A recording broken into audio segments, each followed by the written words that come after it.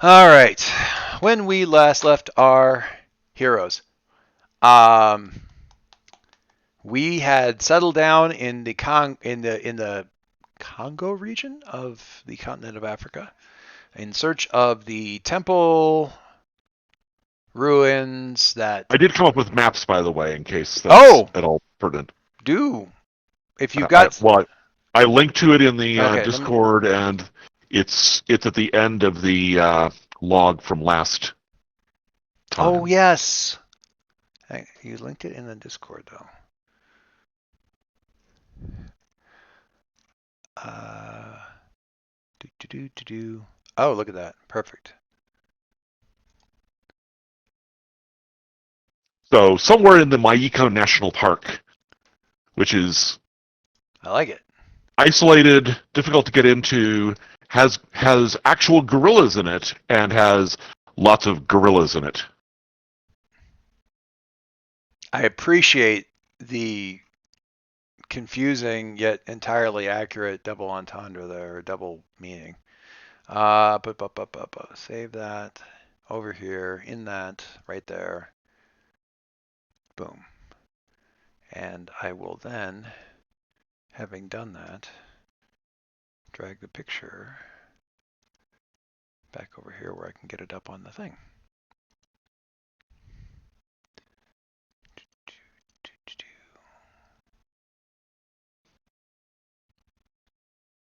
There it is. Plunk. Okay. Um, so, map. Vunivutu. There we go. Lovely. So, Maiko National Park. So 1 hex is 5 feet on this map, right? Yes. Yes. It's the smallest country in the world. Rwanda is like, it's actually just a closet. It's a 5 foot by 5 foot. It's like a pantry. Um,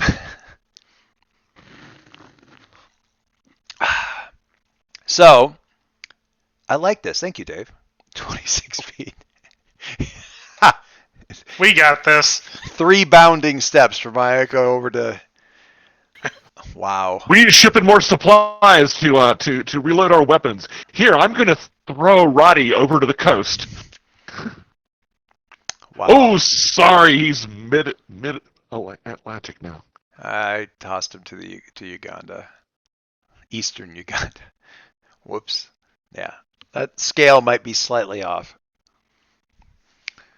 When you can get that right, though, marvelously fun Oh too. yeah, I do it with the.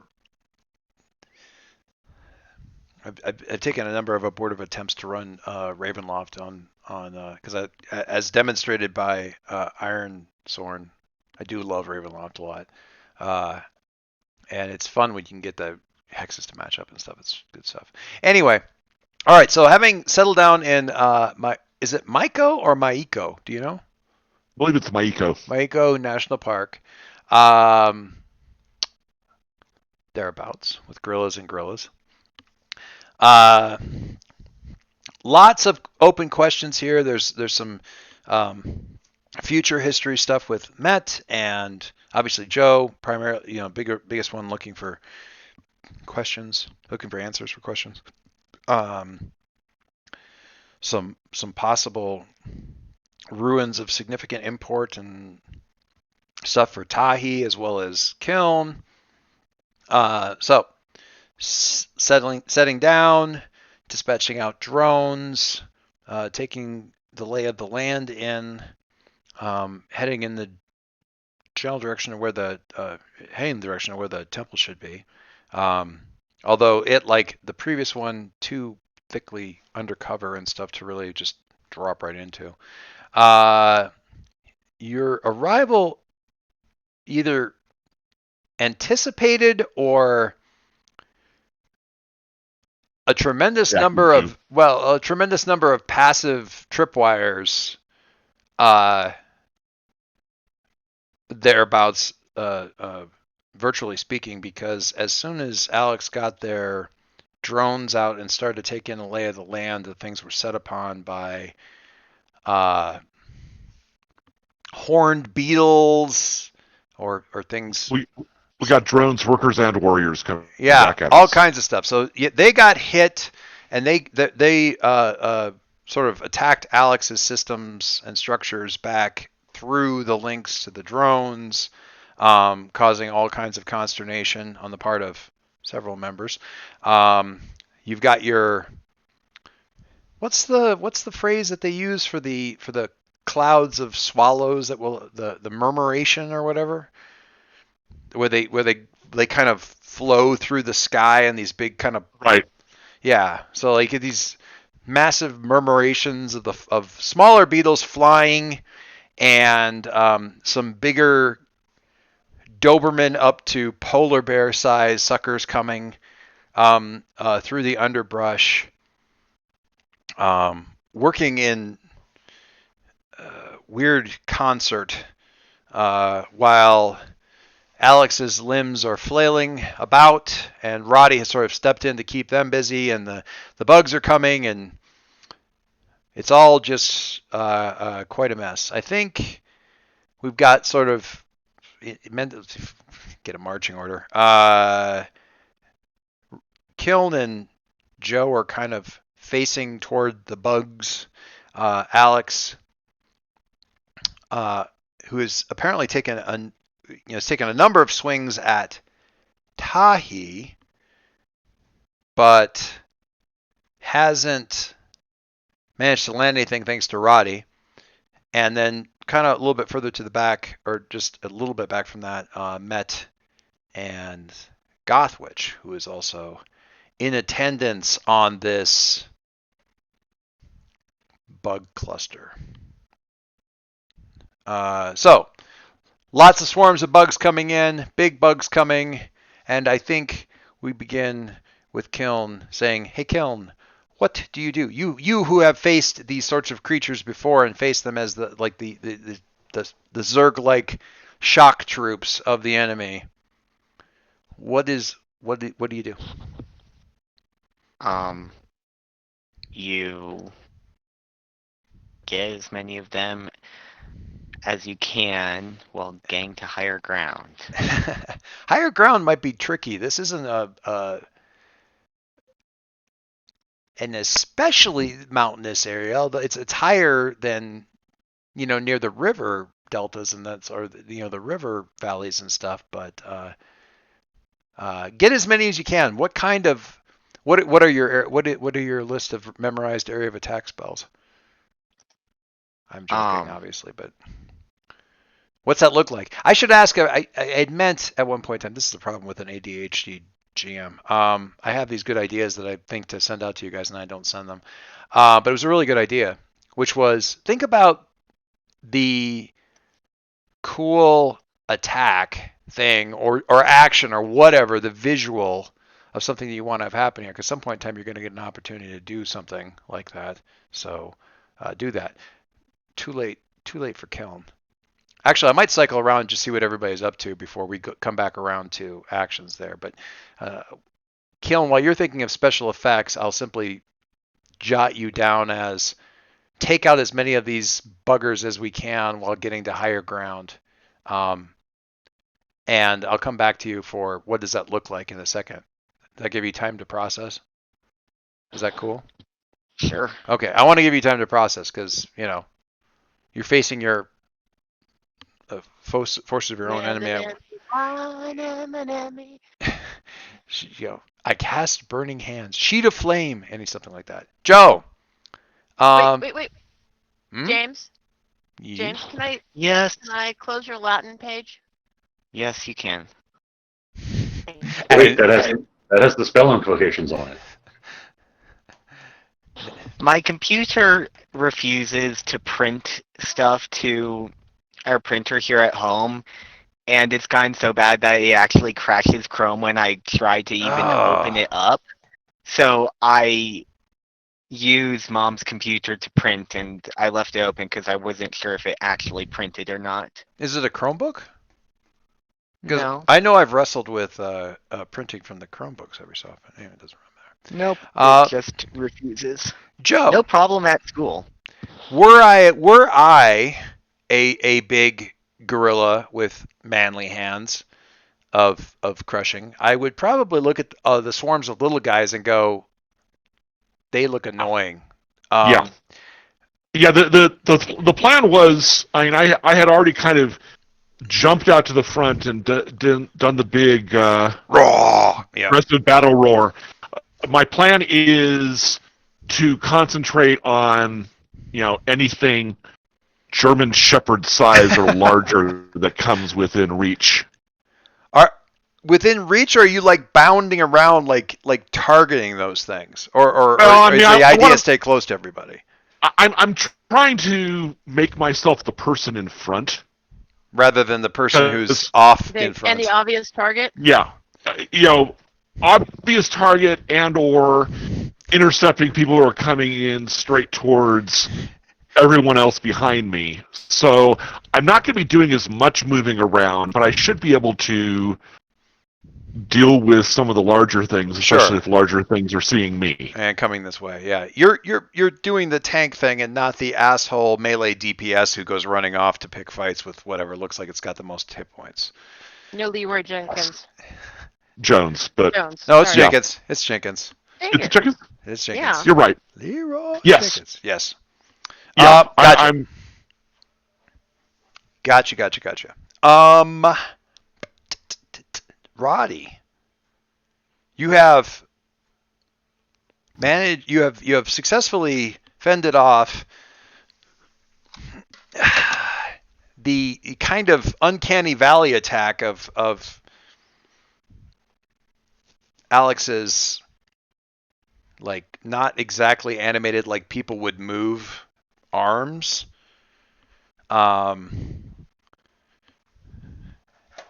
Gotten a curt but grateful nod from Tahi. What are you doing? What's the next step in this? Alex's limbs have gone berserk, as they said might happen, and we should probably mentally prepare for. What do you do? Yes. So at this point, I did disarm them, or no, or I can't. because I rolled the defend and I got Yeah, so Alex from last time had realized that they need a plan for this sort of situation. So they got a purge protocol.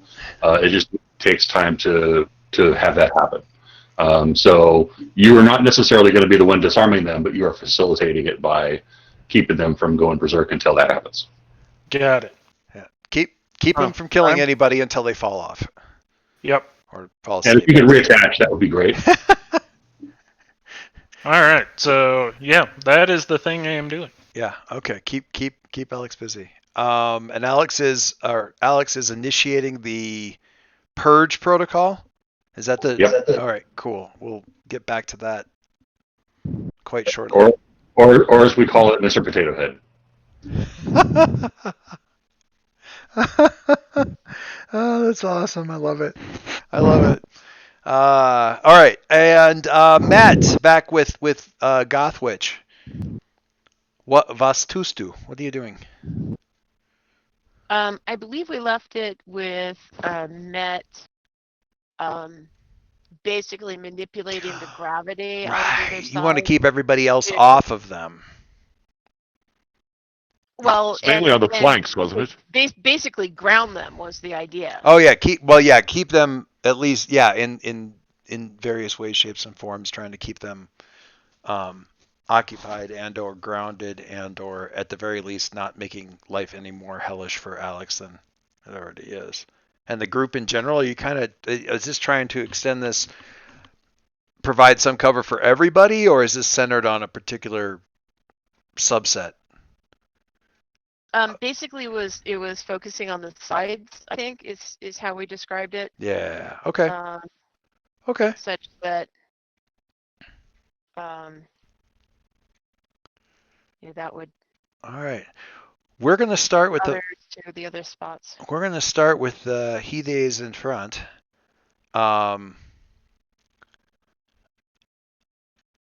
And work our way backwards from there, because I feel like that's where a lot of what shakes back further. We're going to begin with that. So, Kiln, what does take out as many as you can while looking for high ground look like with your magical weapons and magical self? Um, First, I would like to share a GIF that I found while searching that is absolutely amazing. It's going to take forever for my computer to do this because I have too many tabs open. Sorry, it's Hereditary. No, it's finals. Mhm. Ooh. Thank you, Dad. I missed something. There we go.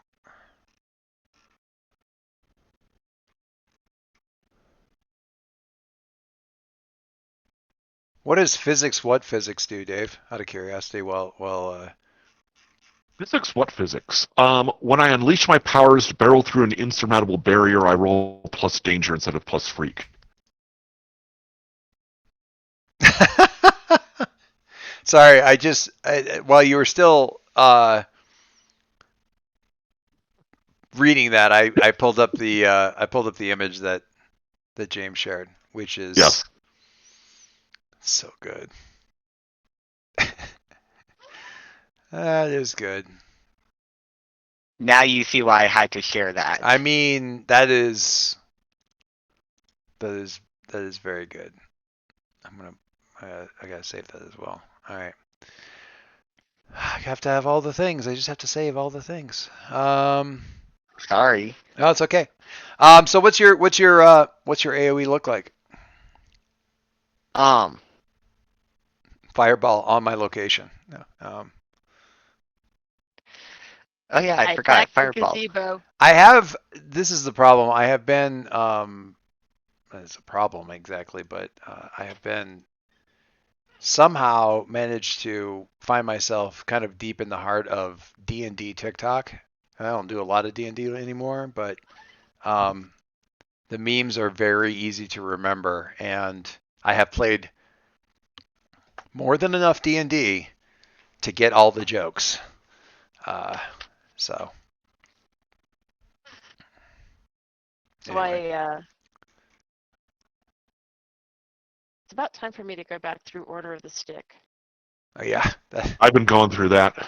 that's good stuff. I think probably my favorite bit is it's like one of you. It's like somebody takes the voiceover for some comedy bit about like the Last Supper, and it's like one of you will betray me, and it cuts over to somebody, and somebody voicing it over is like one of you will betray me, and it's like I don't know, some random member of the party, and the cleric says, "Is it me, Jesus?" No, it's not you. And the tank says, "Is it me, Jesus?" No, it's not you. And the last one, who is labeled mage who never checks the area of the room before casting fireball, says, "Is it me, Jesus?" And the person responds, "Is it me, Jesus? Is it me, Jesus?" Yeah. Anyway, fireball on my location. What do you think, Kiln? What's happening? Tell me the thing. Probably not. Probably not fireball on location. On Boom. location. What? I'm immune to fire. That's so cool. No, The deck Well. saving throw, no problem. Where? Your whirling blade. Well, I mean, kinda, yeah. I have a large fire blade, Yep. and I'm not afraid to use it. Is it a kind of thing where it's like a flaming blade, so you're like doing the anime whizzies as you're like sailing through the air and slashing the thing back and forth?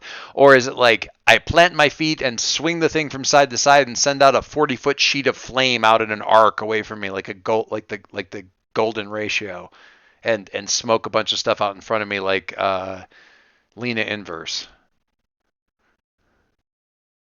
That may be a little bit. I'm afraid that James has not watched enough Lena Inverse. Oh, okay, but that's fine. Match flame. Is it you're stationary and you send out a big sword-based sheet of flame, as he says, almost gesturing wildly with his arm and almost knocking over soda, or are you like sailing into this and charging in and slashing your sword around and doing these big like bug zapper motions as you're tearing through clouds of these things? Are you the melee DPS that goes tearing off after the things with the most hit points? I don't know. Not in this game. That's fair. Oh, Talon. Anyway, I actually brought Torwin Torwin. back in a different game.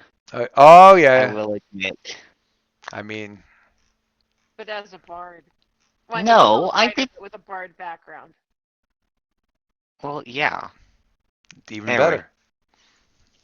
Everything's better with Bard. Yeah. But back to the question. Are you lying or Question is, where did this stupid GIF go? No, it's Oh, I see. You're stalling until you can illustrate your move. Yes, I was trying to, and then I had it. And then I swear I had it.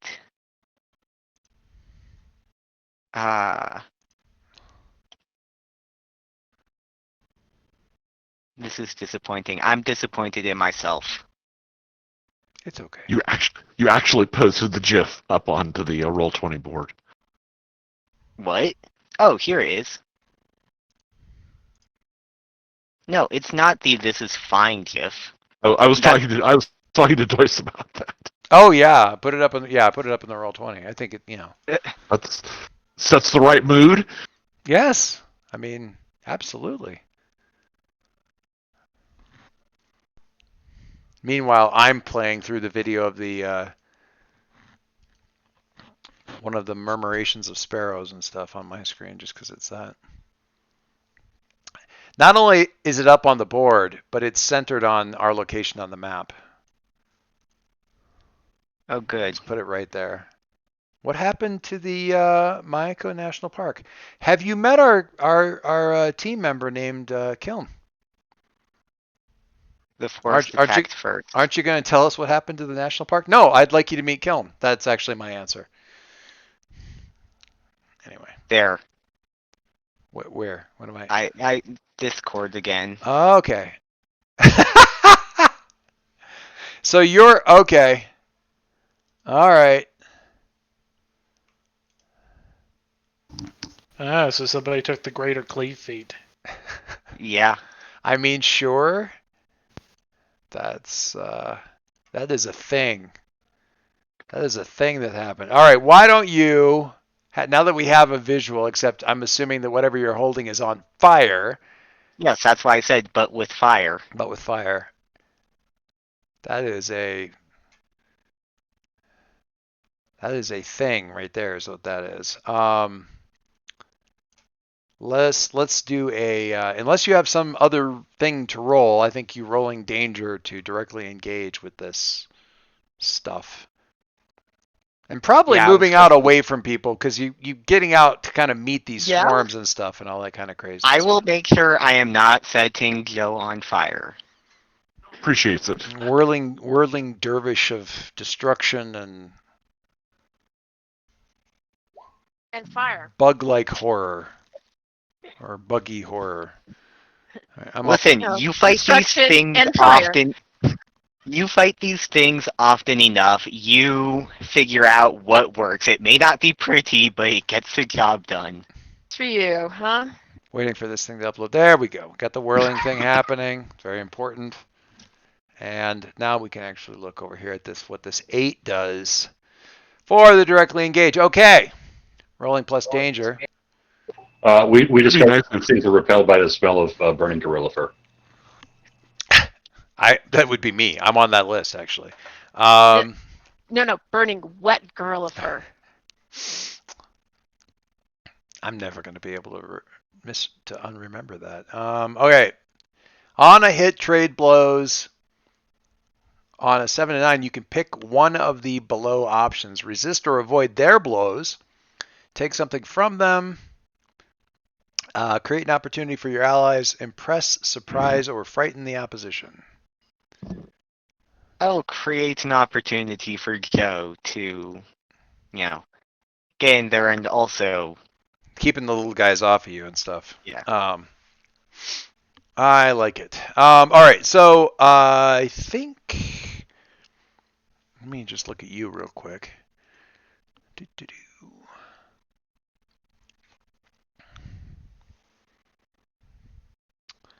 All right. I don't think this is take a powerful blow territory, but I'm happy to give you a condition. So why don't you pick one that's most appropriate and throw it in there, because you're getting out in there and the fire's going everywhere, but there's still a metric ton of these things per cubic 100 meters. Yes, but there is a distinctly smaller amount in my direct vicinity. Yes, a few are getting through, so you're getting like, and the horns are occasionally a problem. They'll like drive into the skin and stuff like that. But the wings are also extremely sharp, so you're getting like slashes and cuts. Some of your clothing and or armor is getting slashed up and things like that. So you're taking do this long enough, it's death of 1,000 paper cuts. So it's that kind of stuff. Just because occasionally one or two will get through, and you're taking out hundreds, if not thousands, but it's still a problem when there's 1,010. So picking up a little bit of stuff there. Feel free to pick up a condition from that. I think, since we're not avoiding their blows, let that be how that's going. So but if anybody were watching in the comic or anything like that, it's going to be clear that you're picking up artistic slashes on the cheekbone and things like that, and meanwhile killing thousands. Joe comes sailing in. Kind of a little bit in that opening of that wake or something. It gives you some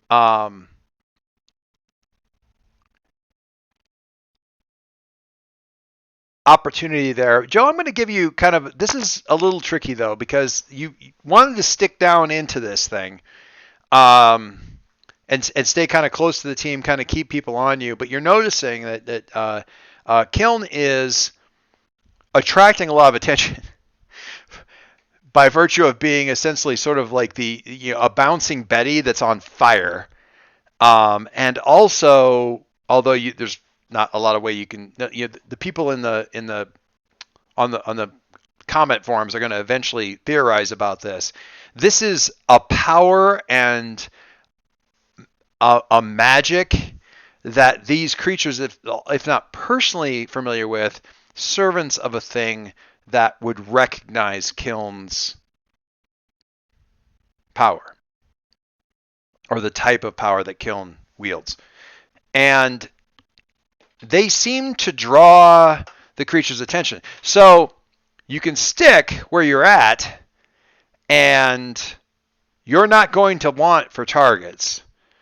But Kiln is out away from that, and is definitely going to be attracting some problems, some very, very, like some things are going to be coming for you guys, but there's also some that have actually sort of turned aside and gone, like they sniff something that smells like a target a target of preference. And you see them veering and heading towards Kiln, some of the bigger stuff. Still stuff coming your way.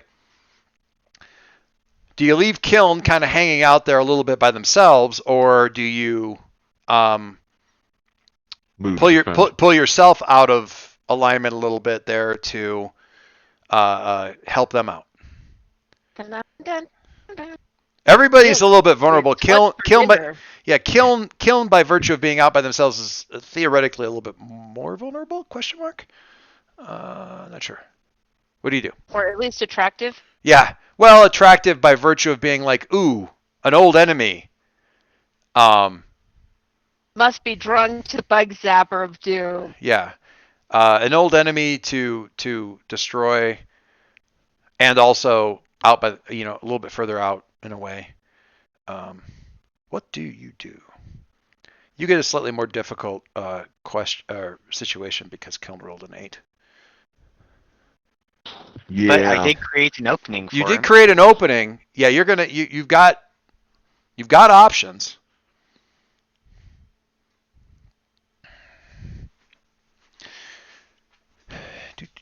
I need to look at something too while you're thinking. I'm going to be thinking. Oh, that's not. Well, and the other question actually that comes to mind is would this be a similar case of directly engaging the threat or acting to defend? That is entirely. team? I leave that up to you. I know.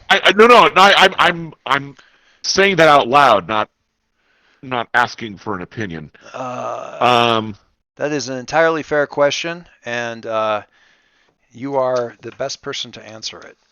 I this think point. for the moment, I am going to treat I'm going to treat this more as Joe going on the offense because that's kind of what he needs to do right at the moment. For sure. Yeah. Until it has tragic consequences.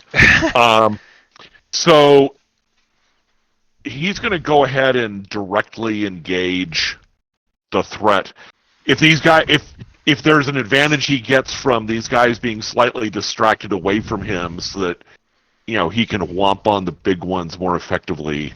Yeah, you're not going to have to worry about the little guys for sure, because they are definitely more for Kiln right now than you, and even some of the bigger ones have headed that way. You've still got plenty to deal with, so it's not like you're giving anything up there. Create an opportunity. You might actually be able to. Create an opportunity basically give me a team. No, and that's the thing is it doesn't mechanically throw any points that way. So let me give you an opportunity that you can go here. If you use your unleash your powers, you can actually create like a. I'm going to say there's an option here. It involves you ripping up yet another strangler fig. But there's a way here that you can use the environment to sort of lay a barrier down to keep them clear of the rest of the group.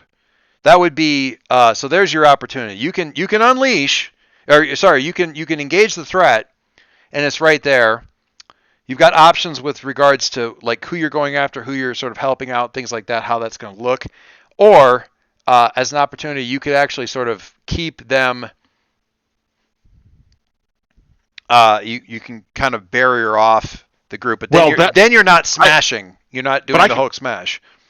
Well, I could, in theory, make use of in a China shop if I'm doing a direct engage, doing that significant collateral damage to the environment in order to take an additional option, even on a miss. Yep. I'll tell you what, then I will tweak that around. You can use Bull in the China shop, and one of the options that I'll throw on there is change the environment in such a way that it does kind of what I was describing. So the Bull in the China shop, what's it? Read me that, if you will. In a China, here. Okay, easier, better. Yeah, I know. Faster. When you directly engage a threat, you can cause significant collateral damage to your environment. Choose yeah. In this case, significant collateral damage that you wouldn't necessarily want to do, but you do get some options off of that, which is good stuff. So, yeah, I'll throw an extra option on. You know what? I'll just throw it there. We'll do that. What I will do is you don't need to use the Bull in the China shop. I'll throw an extra option on the directly engage to change the environment. You can, in a directly engage, one of your options off of directly engage will be change the environment in some way that makes it more difficult for the bugs to assault your friends. How's that? In this case, because of what Kiln did. Sure. I like that. I like that. I'm I going to like remember that. Somebody file that away. Like, create an opportunity. A good option there is to expand the menu, the menu of options on the following move a little bit. I like that. Because I've been sort of explicitly forbidden from just going, okay, take a +1, because you're not supposed to do that. Anyway, So in that case, I am doing a directly engage, cool, which would be a danger.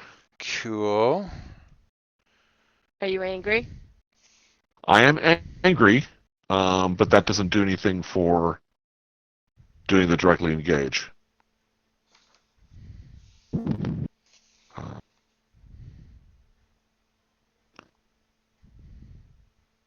So a 9.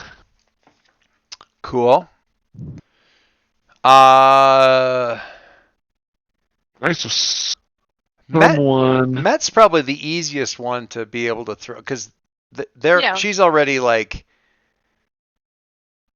Taking down things on the flanks. taking down things on the flanks and doing that kind of stuff, is sort of aware of the whole thing. So it seems most likely that she'd be able to throw in team. Yes. I can tip the balance, as it were. Yeah. What does that look like? If Joe's like in there and you're like, so Joe, first of all, what are you doing? Like, are you playing a really destructive version of Leapfrog from bug to bug, or grabbing them and hurling them? What's Actually, your what I thing look thought, like? and this is what gets into the environment thing. I am doing the classic Hulk double fist to the ground, not only knocking things off balance, but sending like a spray of rocks and gravel into the air Okay. Cool. to avert all the various flyers. Okay, so yeah, like lot shrapnel in the air, detritus flying around, all that kind of stuff. In addition to like literally smashing stuff, also whipping bug bits around, things like that. So he's really raging out, sort of straight to the front there, Matt. So it's really pretty easy. What does your flank protection then sort of visually look like?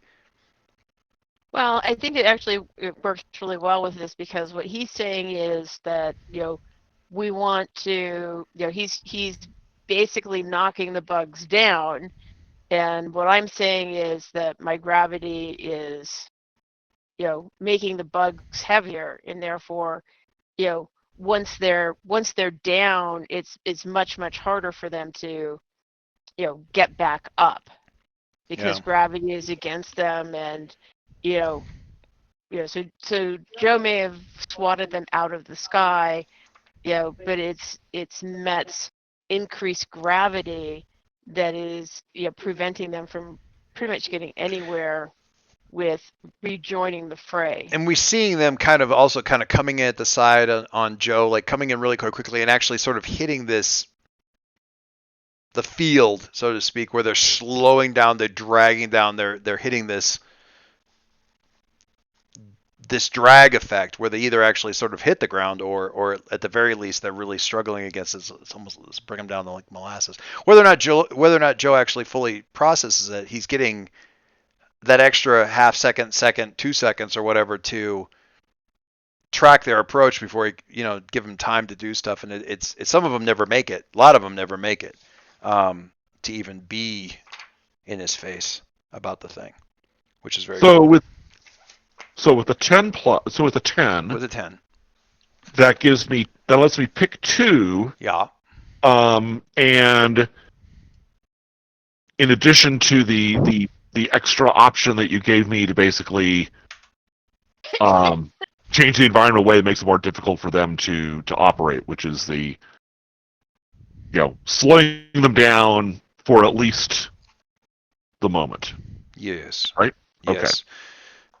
So yeah, in one of your, you can kind of, well, we've got this backdrop here that I've sort of managed to cleverly cover, but you've got like big trees in this area. Grabbing one,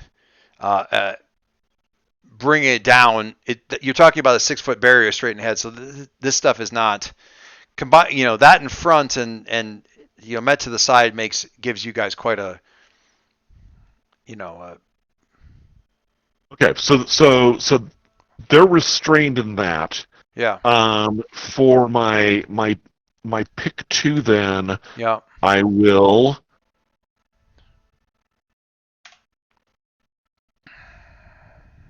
Avoid their effectively. blows.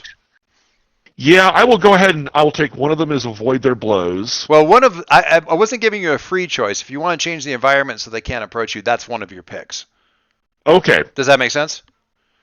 Well, it could have been the same as take something from them, but sure. Yeah, I guess. I mean, if you really want, Yeah. for me, What? yeah, I mean, you could take something from them, their ability to approach. This way, I mean, the environment has like physically changed, so you've Okay. got that kind of going on. Okay, out front. so I have one other option besides that. Yeah. Sure, I will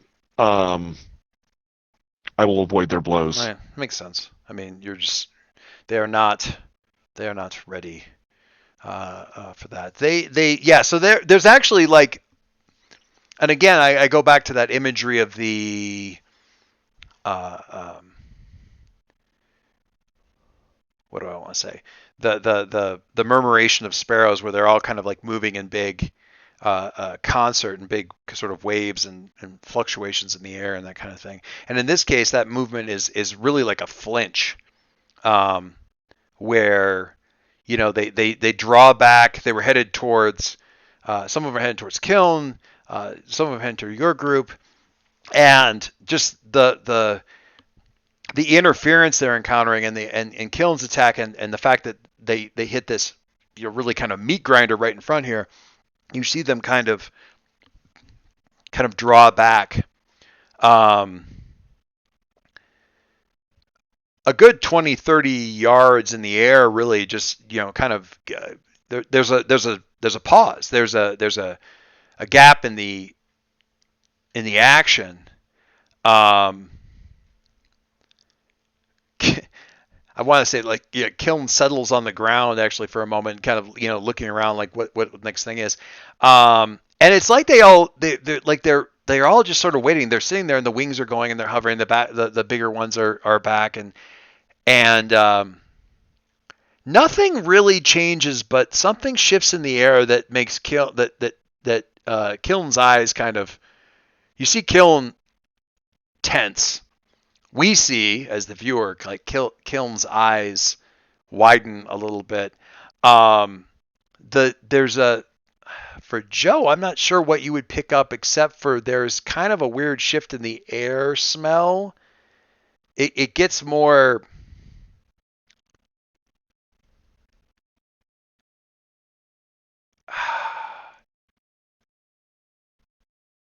The heat shifts from being a damp heat to a dry heat. I don't know how to tell you what that smells like any better than that, but it suddenly smells very hot. Kiln, they're gonna do the ozone. They're kind doing of an idea. Not really. Electric's not the right word for it, really, but it just there's that sense of like oven. The humidity has shifted. The humidity has shifted, yeah. Kiln, they're going to explode. You're going to want to be behind cover. Like, right now. Like, conveniently, Joe has provided cover, but they are... And the other thing that you might have picked up, Joe, is that the wing... maybe what you actually picked up is like the wing beat buzz of the wings and stuff holding them aloft like shifted and got faster. And they're getting brighter. Like they're getting brighter and they're expanding. Like it's pretty clear. Like when by the time Kiln does or doesn't like move, shout a warning or anything like that, it's pretty clear that get down is the maneuver in question for everybody. Because this is about to turn into like some hellscape here. I'm working towards making sure that background on that image that you guys put up is accurate. It's that one where everything's on fire. Yeah, it's really important for me. This is fine.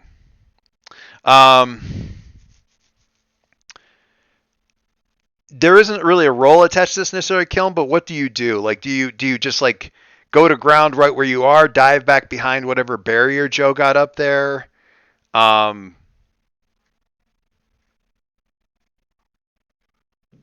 do you do? Do you do the Demolition Man thing where you're running and diving away from the explosion? Please, no. Dramatically walking along as the explosions happen behind me. The explosion No. is, yeah. More like an Iron Man. This is probably unpleasant enough you wouldn't want to be just walking through Yeah, it. no, I think you only get to like ignore the explosion and walk away coolly if you're the one that caused it. That seems like sort of movie physics I rules. mean, I kinda caused it. I mean, you caused a chain reaction that caused this as a retributive strike, sure. Not sure if that counts. Anyway, run and dive, duck under a tree, throw yourself inside of a strangler fig, a hollow strangler fig. Yeah, I basically dive for the nearest cover while grabbing the largest shield I have in my katana space out. I was just about to ask, like, is a shield coming out? Are you diving under that? Yeah. Wait, It's that great big shield you never used because it was just for those phalanx maneuvers. The kind you can lay under. Or sled on. Yeah, I love the dive. I love the fire dive. All right. So, and we see from behind the barrier, like, so Kiln kind of dives for like sort of a niche where the shield will do some good. The shield's coming out. We see the folks that were kind of back in the group, well, at least met, Gothwitch, Joe, ducking a little bit. The barrier is high enough that as long as you're below the barrier, Joe's going to need to duck for sure. As long as you're below the barrier, the flames aren't going to be a real problem. But yeah, this basically turns into like a napalm flyby bombing. Just sheets of flame everywhere. The bugs are gone. Well, the bugs caused it. That was the bug explosion. The bugs are gone. The current bugs are gone. Yes, absolutely. The current bugs are gone. The flames are washing through there.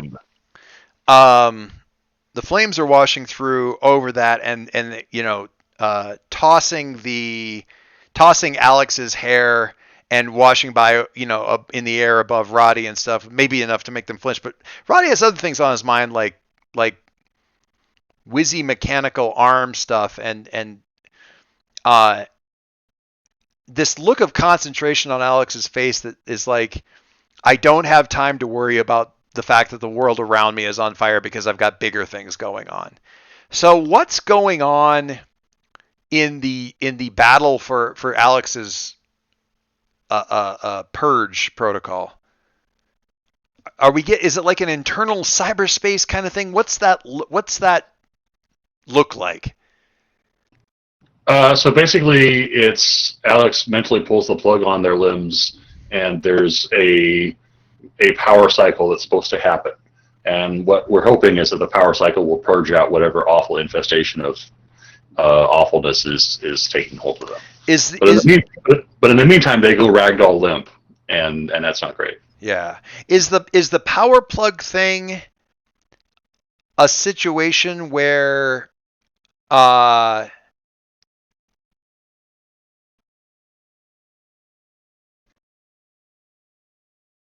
it could be contested?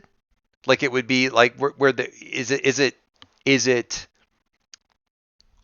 this is a bad way of explaining it, but is it software based enough where it could be like where the system that's being infested could try to like say, no, don't disconnect me, I need, No, there's no such option for that. It's because you're making yourself basically helpless.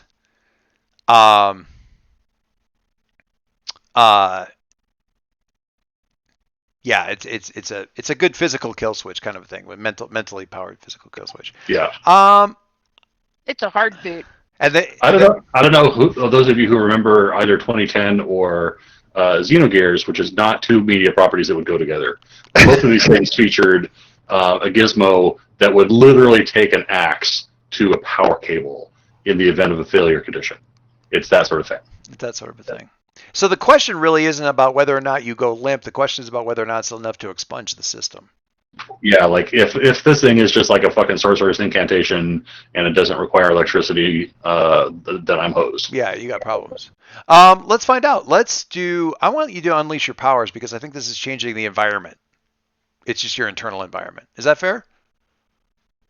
Does it seem like an accurate representation to see whether No, that's something fine. works? All right, well here goes the farewell to arms. Oh God. You've been waiting all night for Oh, that. haven't he's been you? waiting 2 weeks for that. What are you No, talking about? I literally just came up with that. for a while. Oh. I literally came up with that in the moment. Okay, y'all can just stop hating.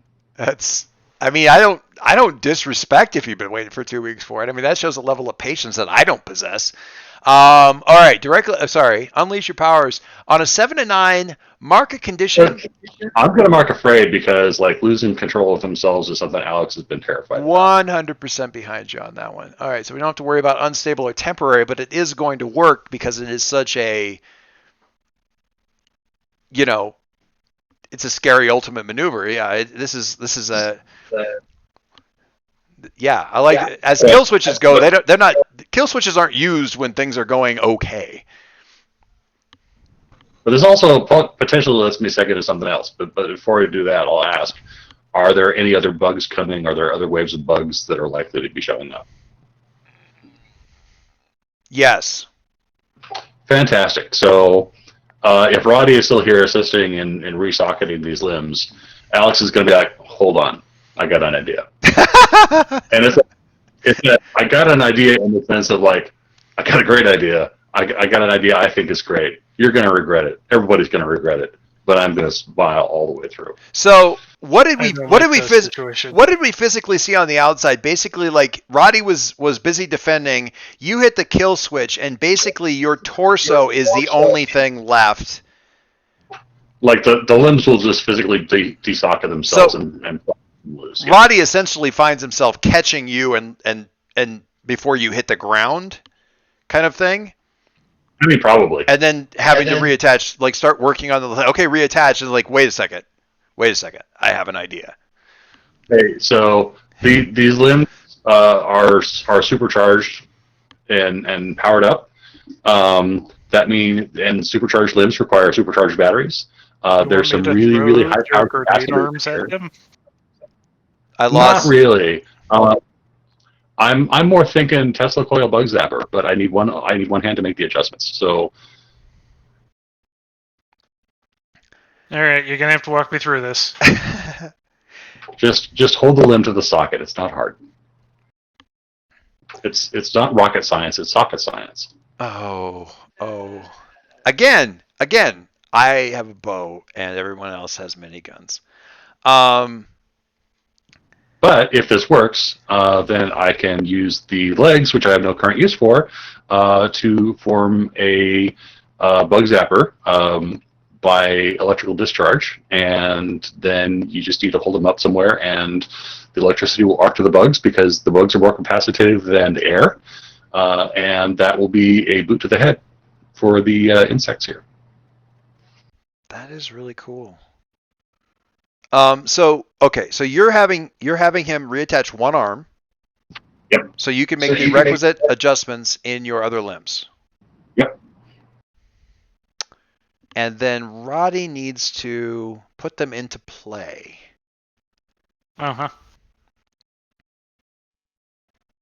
Okay. I think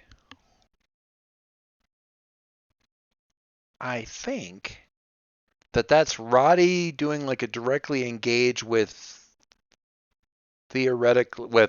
presumably Alex rolling to assist, or not rolling to assist, obviously assisting. It justifies me using team to assist. Yeah, for sure, absolutely.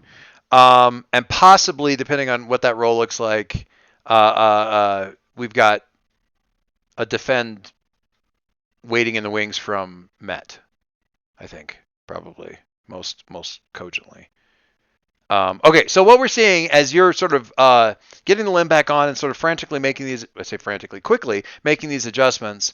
Joe, you're looking out over the barricade. Kiln, you're pushing yourself upright. Um, the the whole area is ash. Like it's not like all the trees are gone because the trees didn't get completely vaporized, but anything like leaves, any of that kind of stuff, a lot of the undergrowth and everything like that is like powdery ash everywhere. Um, which would be great if they were all gone, but you're also seeing, as Kiln sits up and ash kind of falls away from them, you're seeing the big Dobermans. Um, I should find a video of this from our guinea pig and the way that he shakes himself out to realign his fur. But they kind of the bigger insects get up and they kind of do a like a whole head to tail kind of shaking vibration thing that's faster than like a dog shaking water out and everything like that. Just and all the ash kind of falls away. They all seem pretty fine. Um,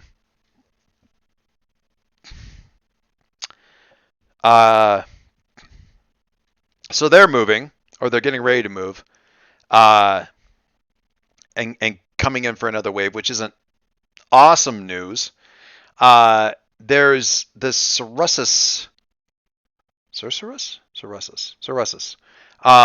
and you're getting the whirring of the wings and stuff, and another, double murmuration of these things coming in the distance.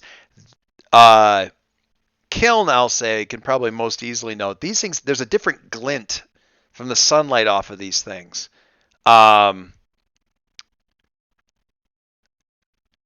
which is one of the more annoying things that you're suddenly reminded of with this kind of enemy that you had to deal with in the past. They adapt.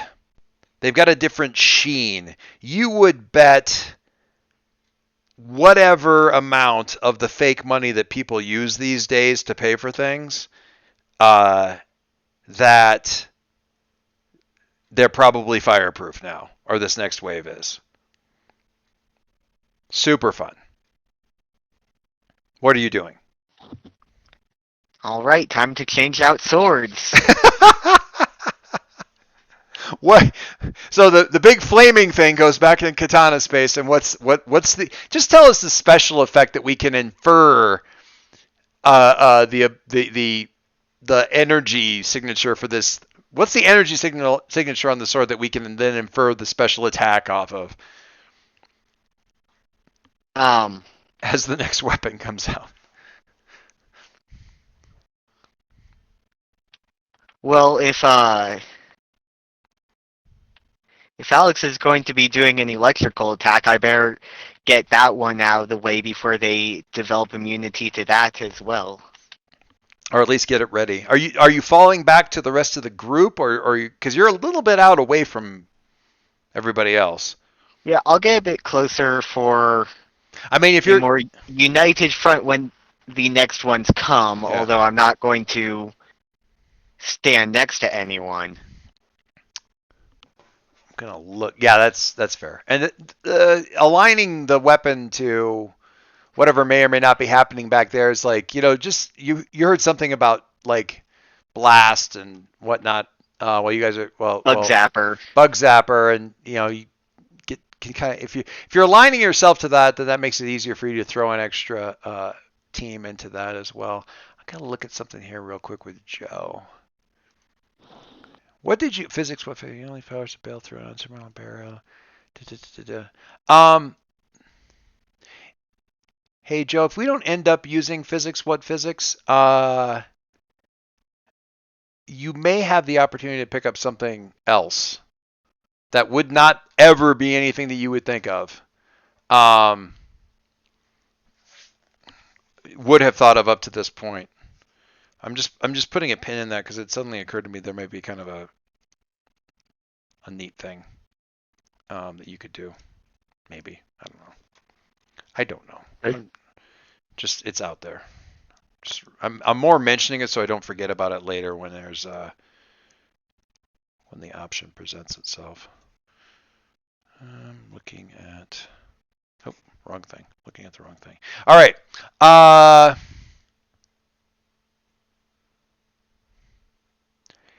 Yeah, I think the narrative thing for Alex being able to help with team dice is all I need for that, because I'm kind of letting the unleash your powers to change the environment sort of stand for the way you're hacking the limbs and everything like that. So with that, the bug's coming, shining coppery red in the sunlight as they approach, and Roddy dual wielding legs as you climb to the top of whatever barricade Joe threw up there. Like what does that look like? Are they slung over your shoulder? What do we? Oh, it's probably like one of them in each hand, like raised over my head, so that I'm not like accidentally gonna shock myself with them. Oh, so you kind of held out away and. Yeah. As opposed to leg nunchucks. Yep. Well, as opposed to like club feet, they're sort of like feet clubs. Oh my god.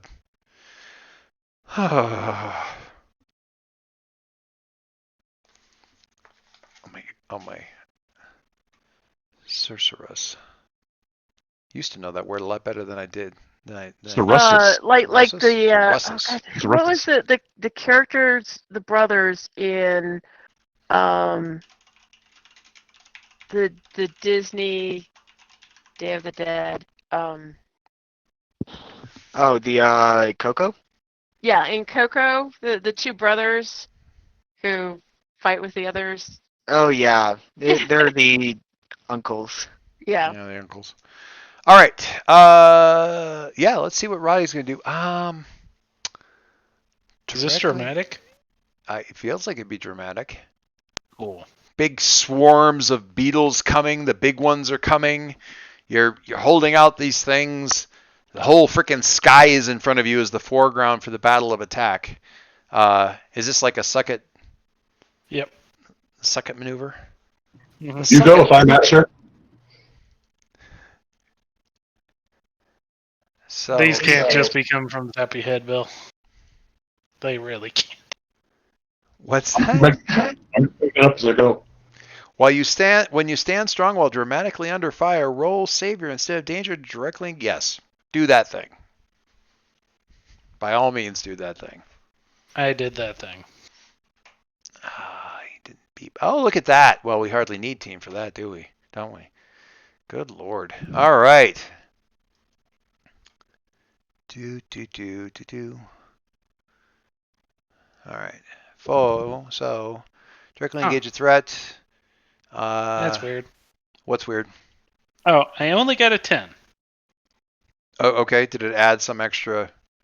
Yeah, I don't know where the extra one came from, but my savior's a 1. Huh. And it added +2. Did you hit directly engage or did you hit superior? I hit second. Or savior, down, rather. yeah. Oh, interesting. I wonder. Yeah. Reading it as a +2. Weird. I wonder if it must a glitch in the code of some sort. That's all right. Thank you for catching it. Much appreciated. Oh yeah, I even lowered it, and it still thinks it's a +2. It's pulling. It's got to be pulling off of some other stat. Stat then. That's fine. Yeah. All right, we did that one. We only have. We did that one already. Shoot.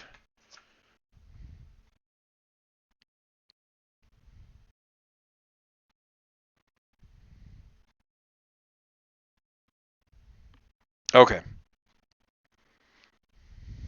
All right. All right. So I would say either Alex or Roddy or both of you together. First of all, how do you activate it? Are you touching the two things together finally over your head? Are you just hitting a button? somewhere. There's a short insulated wire that connects the two, and you just got to keep that wire in place. And if you pull the wire out, it stops. Okay. All right. So what's the? So is it just like a lattice work of chain lightning up in the air through all of these insects and everything? Just finding ground. I like that. All right. I hope I don't die. I hope I don't Have you die. seen like an industrial scale Tesla coil? Oh my god, they're amazing. I love that. I mean, I wish it wouldn't had quite been a 10 because I like the idea of Roddy afterwards kind of looking like Merry and Pippin after the set of Gandalf's fireworks, but it was still a 10, so never mind. Okay. So I'm assuming dodge or avoid their blows, but what else? I'm gonna resist or avoid their blows. Yeah. And I think we're gonna go with frighten the opposition. Which works out really well for them running away, which is what I was going to pick off of their sort of I took a condition, here's my response thing anyway. Those that don't die, because like they're raining out of the sky. Most of the ones in the air are pretty much out of commission. The ones on the ground, if they're distant enough, because it grounded out relatively near to where you are. Anything I would say that was bigger and on the ground and probably more than, say, 50 or 60 meters away is probably at least somewhat functional and retreating. Running away in fear? Maybe. Kiln's experience with these, I share directly with them, is that these things have a tendency to retreat and then come back having in some way, shape, or form attempted to inoculate themselves against whatever just kicked their ass. It's not a never-ending cycle. It's not a Mazo or Sergeant Surge. But you want to get as many of them down before they can. Yeah, the more information that they have about, Alex would say data, but the more information that they have about whatever wiped out their brethren, the better their defenses are going to be after the fact. So, kill 100 of them when there's 1,000 still around is not great. Killing 1,000 of them when there's only 10 left, they're not going to have as much they can do with that. But you've got big ones maybe retreating, but they're not going to be able to. It's going to take them time. You certainly have a window here where silence reigns, and Alex can be like, okay, can I get my legs back? What were you gonna say, Margie? Oh, I was actually going to use this moment as we're between attacks to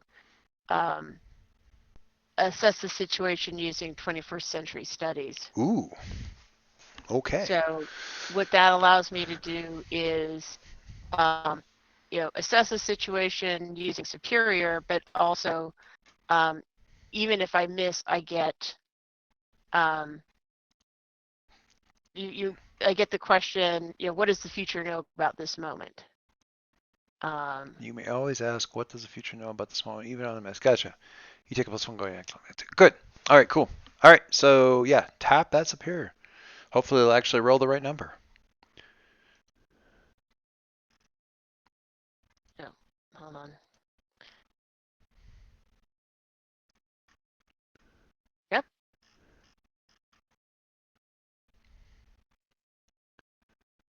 Wait, why am I getting a +1? You don't have any conditions. So my superior's 3. Why don't you, rather than hit 21st century studies, just hit superior? I'd rather take a 9.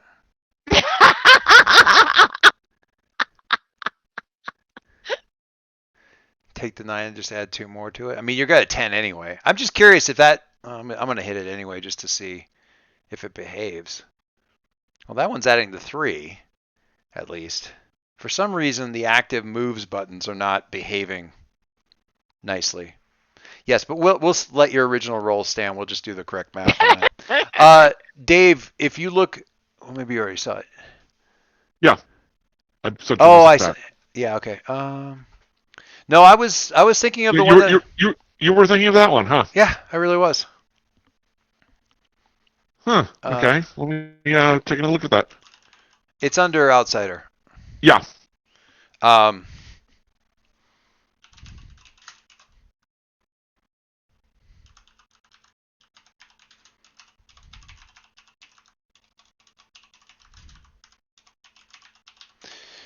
So I Um, get. yeah, Go ahead. you've got what, 2 or 3 from Miss S when you the roll that I high. get 2 plus the what does the future know about this moment? Nice. And there's a +1 going forward if I act on it. Okay, so Alex, if there isn't any reason that you wouldn't be able to, you can be reattaching your limbs with Roddy, helping with that, rewiring things so they don't. Oh, that's fine, but they're probably pretty drained, so Mhm. Alex can be weak on their feet. That's fine. Shaky.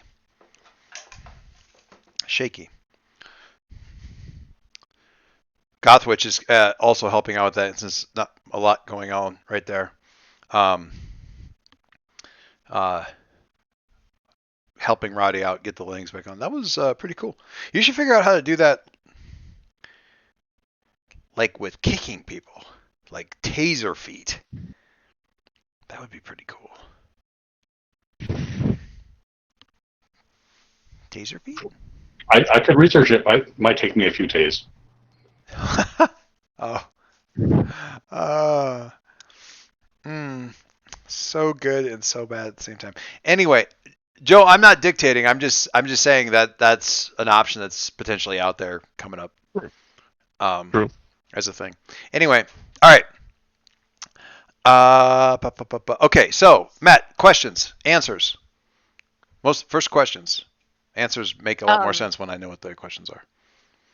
So one is going to be, what is the future of this moment? Uh-huh. One is going to be, how can we best end this quickly? And I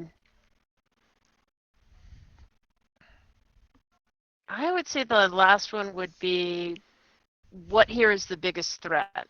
Unless somebody has another one they prefer. Works for me. I can kind of roll some stuff here together a little bit. If it's all right, I can have you sort of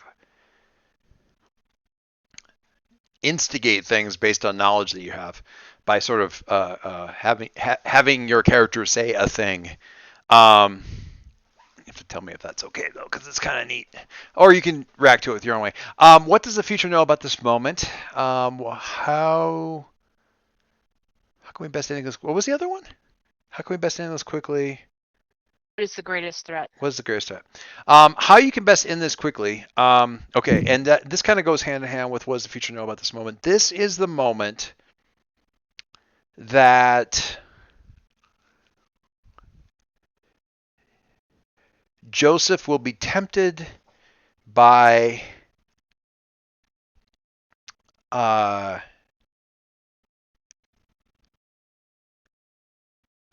will be tempted by an ally to turn aside from the hero's path.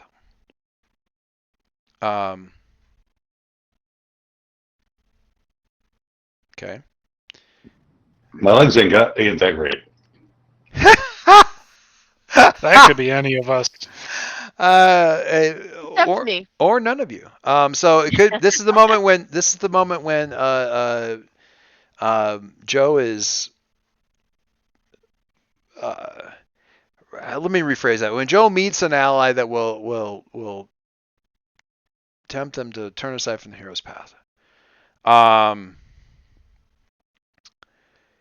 The best way to end this quickly is to go with that ally. And the way to kind of like process all this, where you're seeing Met sort of processing this and realizing what's going on, is the ally that you're thinking of is nearby. They're watching, and you just need to let them know that you need to like just sort of open little help here. Yeah, it's okay. They're not going to be back for a little bit. You can come out now, kind of thing, whatever that happens to be. Whatever makes the most sense for Met to say in that point. What's the biggest threat right now? They are going to come back, and they're going to know a lot more about you, and their allies, if they're still here, are going to be exposed, and that could lead to a whole lot of badness.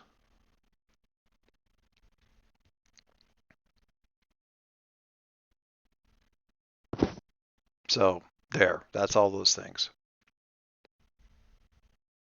Do I have a sense as to where they are? Could I look in their direction? You don't. It isn't necessarily that you have detected them. It's that you historically sort of know that they were observing this moment, and so they're here. But no, you. In fact, you actually check. You're like maybe, but no, you don't really. You just have to trust you're not going to look like an idiot if you shout out at them. Because if you just shout out to the jungle and nothing happens, you're going to feel a little foolish. But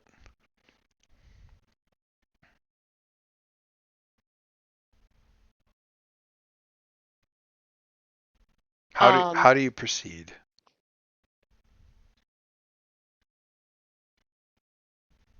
I'm just thinking of some really bad Gandalf lines. I'm not here to rob you. Here to help you.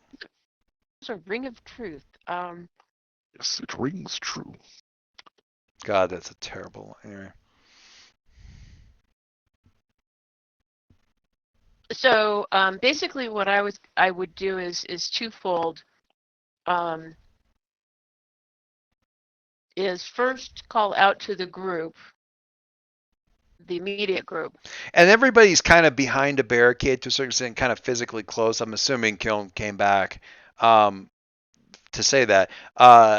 So you guys you don't have to raise your voice much for because you're all relatively, I'm going to say relatively close to each other, within 10, 15 feet of each other.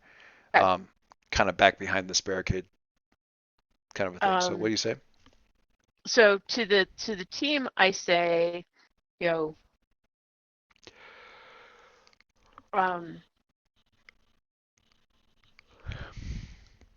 know, quickly while let's gather quickly while they're, before they come back, and then out loud I will say, something to the point of,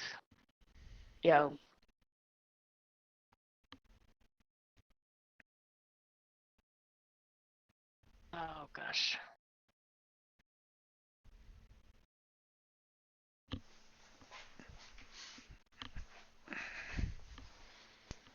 I'll just be simple. I'll say something along the lines of, please help us before they come back. Okay.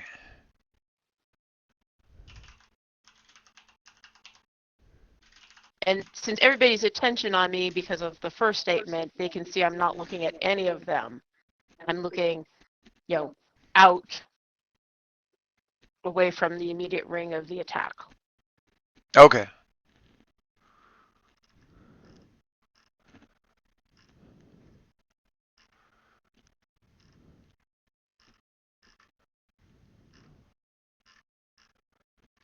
I'm sorry, I'm looking at a thing. And where's Joe relative to me? Sorry, what? Where are you relative to me? Probably pretty close by if we're kind of crouched behind the barrier in front there. Yeah. I mean, you'd be a little bit further back, but I mean, call it Met, and then the crowd who's sort of helping out with Alex a little bit, and then Kiln and Joe are sort of up by the barricade. Well, while I wait to see if assistance does arrive, and I'm not proven an idiot, I will kind of crouch forward and lay my hand on Joe's arm and look at him and say,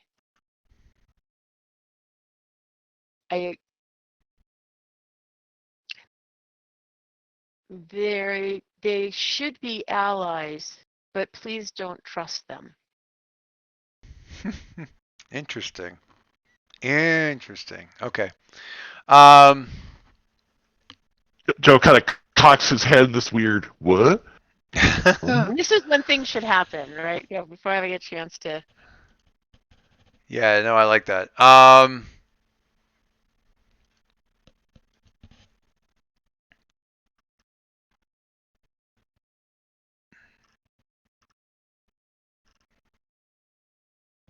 Okay, so there's about there's about time for that all to happen. So um, you please come out and help us, before they come back, thing, and then not an immediate response, but Beth's already moving, comes up to Joe, has time to sort of touch his arm and say that, and then you hear like that classic sound effect that they use for the Indiana Jones movies of stone grinding against stone kind of thing that they use for like the big old doors or whatever. By the time you look up over the barricade, which is a lot easier for Joe than it is for everybody else, you can see there's a couple scorched strangler figs and stuff like that. There's movement within the one you catch movement and turn towards that one, and there's some movement within, hesitant movement, but eventually the form of a couple of first one and then a second gorilla that come sort of knuckling their way out there, and then pause and look.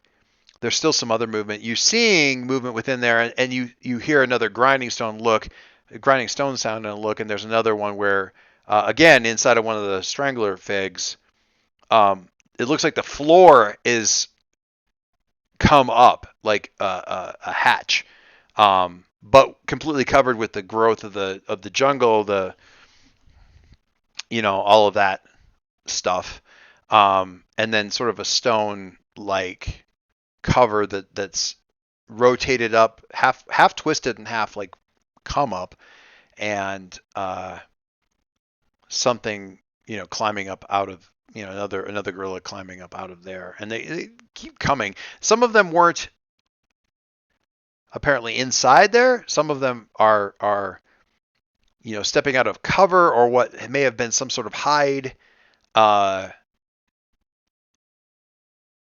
There aren't a lot. All told, there's probably less than 10. And some of them, certainly the ones that have come out of the tunnels, Joe, you're not exactly sure what immediately tells you that. You can tell that they've exerted themselves to get here. Like they weren't like just lurking quietly. They rushed to get here and are trying to stand calmly, but at the same time, like it's somebody who's like trying to stand calmly and look at you, but they sprinted for the last 5 solid minutes to get here in the first place. They're trying Okay, to. I'm probably breathing funny too. Yeah, exactly. You've got a lot going on too. And once there's that 8, like the first the last one, they're waiting and nobody's really saying anything, and you realize they're waiting because the last one more sort of climbs out, and this is a proper big, I want to say silverback, but it doesn't quite capture it because it's clearly, I don't know whether Joe has done a lot of study of gorilla culture and gorilla society and that kind of thing, having had now a vested interest in it for the last little while. But even if you have or haven't any kind of exposure to sort of the way that groups of social animals come together, you wouldn't think that this would be one of the males that would be in charge anymore because he's too old. Silverback, yes, but silver everything else too, and clearly not at physical prime. Right. a generation past. The generation previous would have been the one that is probably even then a little old for the job, and this one's a generation past that. But does seem to be the one that all of them are looking to. That one doesn't even really pause as he gets up out of the hole. He just comes forward. Isn't really looking at you. Is looking at the other ones that are around, like checking their locate, checking, like looking sidelong at the other ones that are there and watching, looking around at the ash, looking at the damage to the trees. Doesn't really look at now. What are you staying back behind the barricade? Have you come up on top? Or you come over? I'm vaulting over the barricade, but stopping there. Okay, so kind of comes up, I would say about 10, 15 feet away from you before he actually and is still on all fours. And I would say at some point in time, probably a fine physical specimen, but still, even at his prime, probably a 2/3 your size at best. Your physicality is,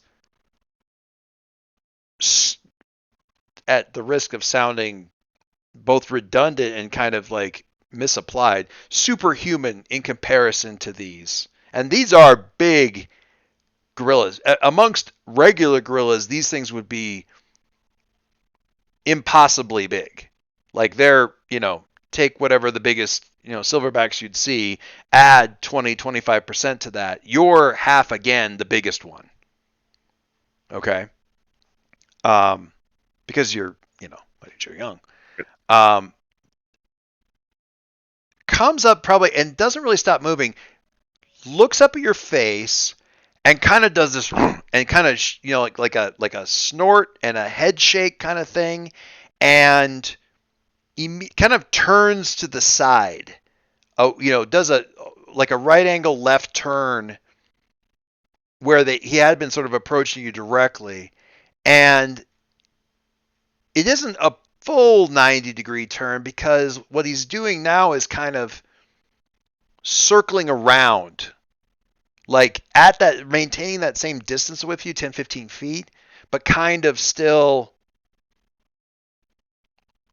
and now kind of glancing at parts of you without still meeting your face, like looking at, there's constant glances sort of at you. Avoiding direct eye contact. Avoiding direct eye contact, but whether it's contempt or what it is, that first head shake seems to be like a, I don't like this kind of thing. And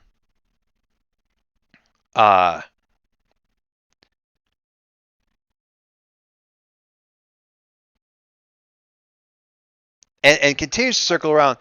When he reaches the barricade, which you're kind of in front of, and so he's done like about a 90 degrees of a full circle around you, without really pause, he turns and circles back the other direction, now glancing at you sidelong the other way, and does, if you leave him to do this, will do a full 180 arc around you all the way back around to the barricade again, and then back again until he's in front of you again, unless you do or say.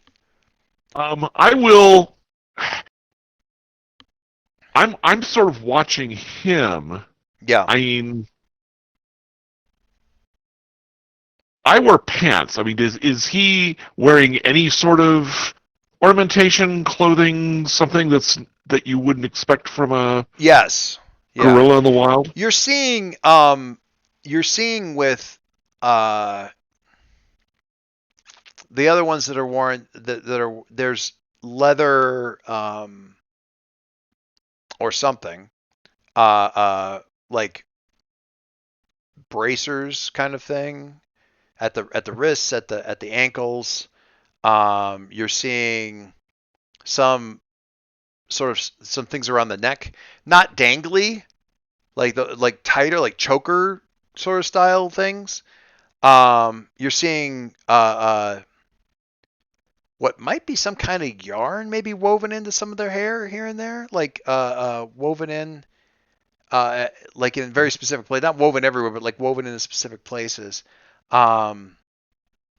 And some of those with this one, yeah, he's definitely much more ornate, but not in a colorful way. There's bits of color here and there amongst the others. In this one, it's there's more anything that's woven in is white or black. There's the choker thing that he's kind of wearing around his neck has got like a stone, like a carved stone of the you associate with the style of the temples and stuff like that, kind of around his neck. He's got sort of a belt thing with a couple of pouches and that kind of deal, but whether that's more ceremonial appearance stuff than actually functional, you can't really tell. So I mean, Not regular gorillas. right. So there's clearly that. As a refinement on that, I mean, does it look like what I would associate with primitive tribal villager types, or more sophisticated, maybe not necessarily extruded steel and titanium earrings, but something that looks more. The metal that you're seeing is again kind of around the wrists and ankles, not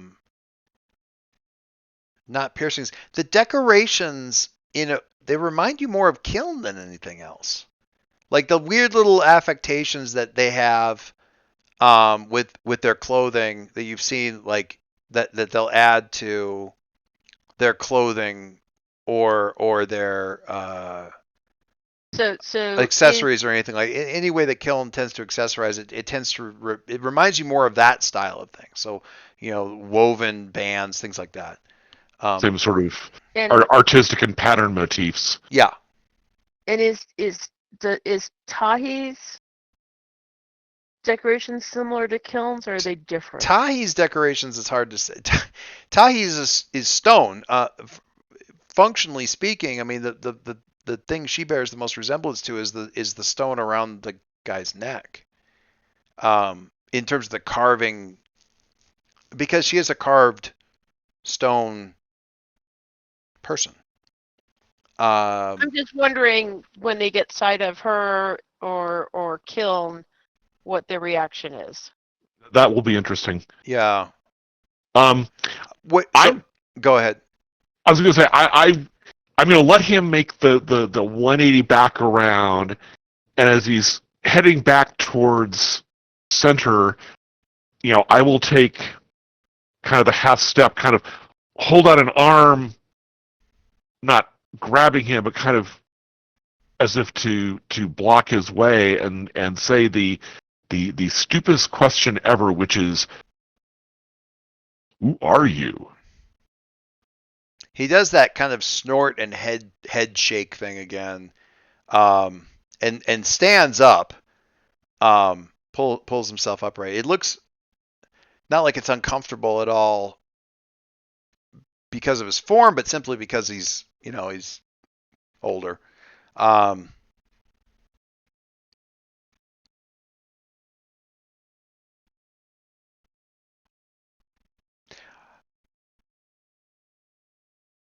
You shouldn't ask people questions that you don't know how to answer yourself. For yourself.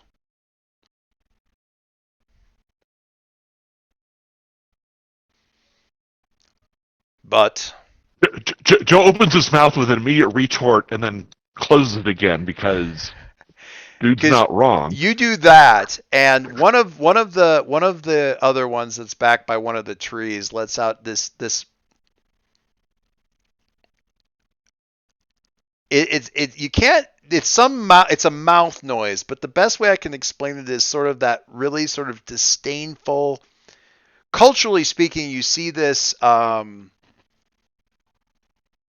God, my brother-in-law's mom does it. I'm supposed to call her grandma, but it just feels like she's humoring me. The only way I can explain it, I think she does it by sucking on her teeth or kissing her teeth. So she her lips purse, and she just like does this thing with her teeth, or off her teeth and her lips, but it's this, Um, it's this, it's this facial bit of body language that says, as clear as I can express it, the cheek on that boy, like I want to slap the taste out of his mouth, kind of a thing, but I am too good for that, kind of a thing. And it's that kind of that sort of a tongue click remonstration that comes from one of the ones back by the tree that he came out of. So when you start to open your mouth to speak and close it, then you get that little kind of tongue click, lip, teeth kiss kind of sound. And he doesn't look back, but he starts to, and makes a kind of shockingly easy to read expression of like, fine. But if you can't answer that, we can probably help. And help you answer both. that'd be great, but when you do something about the bugs. And he does the head shake thing again. Yes, soon. Right about then is when I would say, and let Kiln. I don't know. I'll say for Tahi that Tahi will have made her way. She doesn't go over. She goes around the barrier. And actually seemed, for those of you that were behind there and kind of watching, like she was sort of waiting, like listening very intently without letting herself be seen initially, and walking around the one side.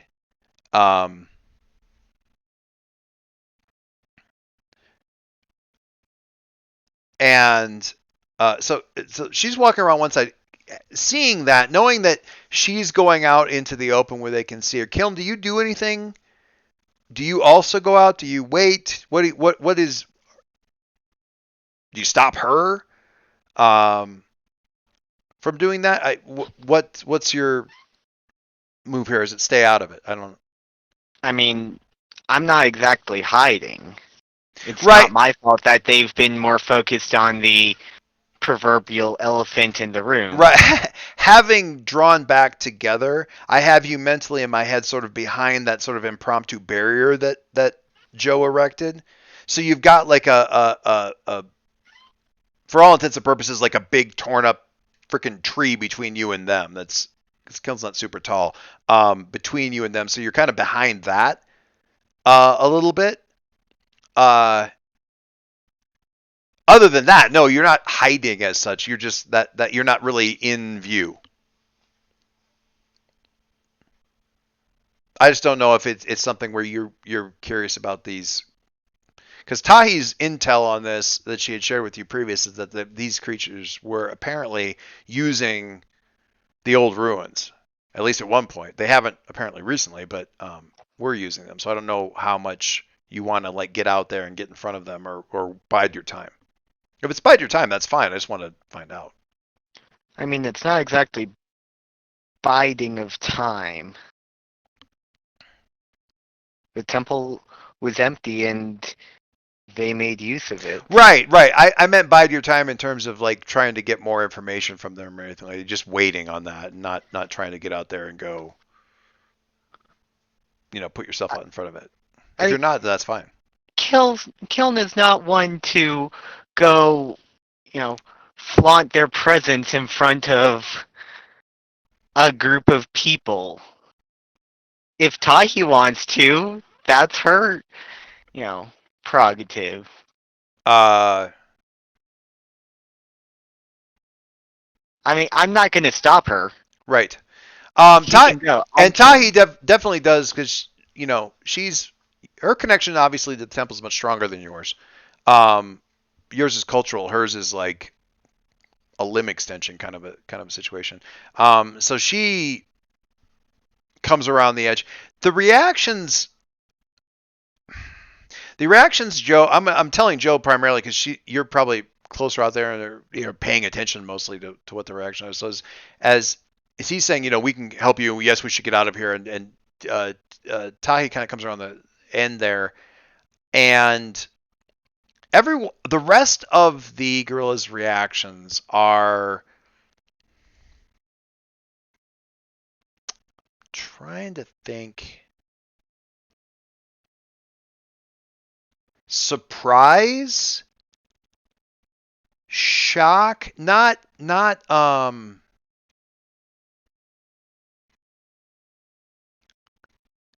boy, I'm trying to come up with a good analogy of what this would be like. But Donald Sutherland Invasion of the Body Snatchers pointing. no, you're not exact. I'm not exact. I think I'd need a roll to even, because I'd have to get pretty specific about what it is. I need like a pierce the mask kind of thing to really get a sense of what it is. But it's surprise and shock and a little bit of like almost like rubbing my eyes, pinch myself. Am I really looking at what I'm looking at from all the rest of them except for the guy in front of you?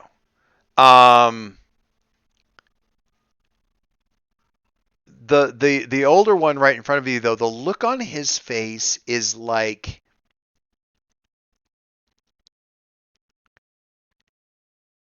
if Scrooge as an old man saw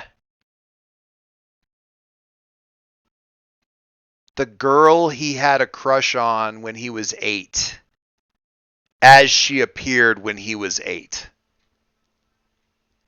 Like this real. Didn't they do a Doctor Who episode of that? Yeah, sure. Let's go with that. Like the thing, like you see, but the look on his face is like, for everybody else, it's like, am I really seeing what I'm seeing?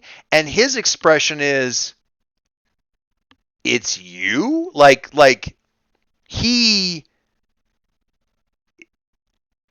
and he shudders that really quick. He shudders that really quick, either because he wants to, or because he realizes that what he thinks he's seeing is not what he's seeing. For whatever reason, that expression goes away pretty quickly. And there's a bit of a murmur and stuff like that, and he lets out almost kind of a bark of, hush kind of a thing, and says something like, "Guardian, you are welcome here, of course, as well, and your companions.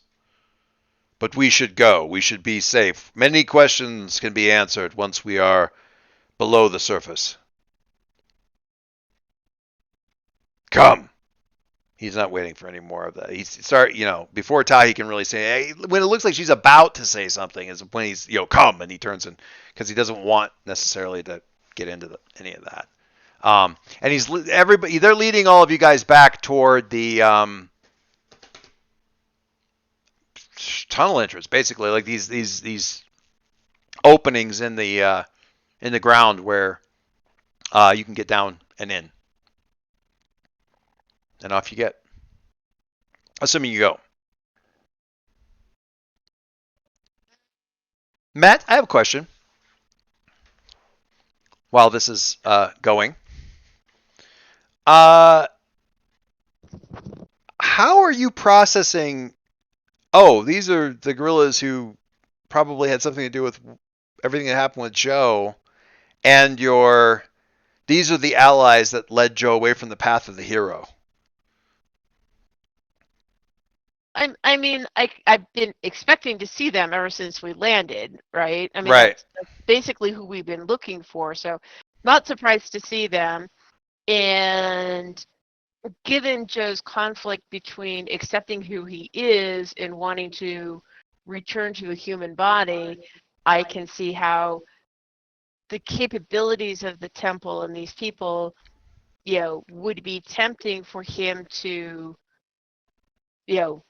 choose a different path. So some theorizing here, sort of in the back of your mind, like, okay, well, I know that this is what's been said about this. This is where the option was.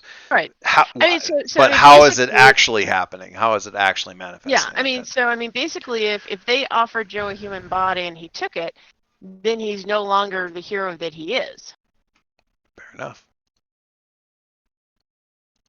So. Gotcha. All right. All right.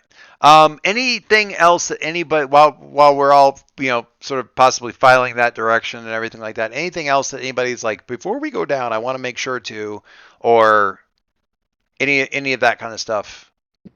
I mean, Alex is marginally curious how they speak English, but they're not going to bring that up. Speaking with that really cool kind of colonial African British accent. Yeah, like what kind of English do they speak? That is a really good, not the colonial British thing. Oh man. Daleks. Ha! You will come below now. Sorry, I had to bring that up. So one of the audiobooks I'm listening to, one of the characters just started being voiced like that. Intentionally, like is it meant to be a Dalek? It's an AI.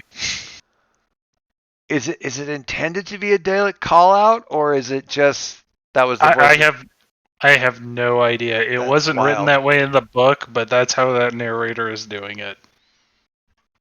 Well, okay then. I'm not sure that you got eyes on. You heard the voice. I'm not sure if you got eyes on Alex. There's a couple of different answers to that I'm toying with, and I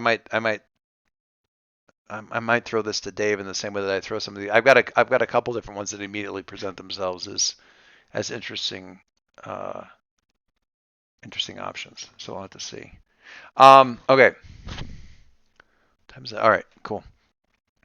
Actually, I'm going to throw it to Dave right now.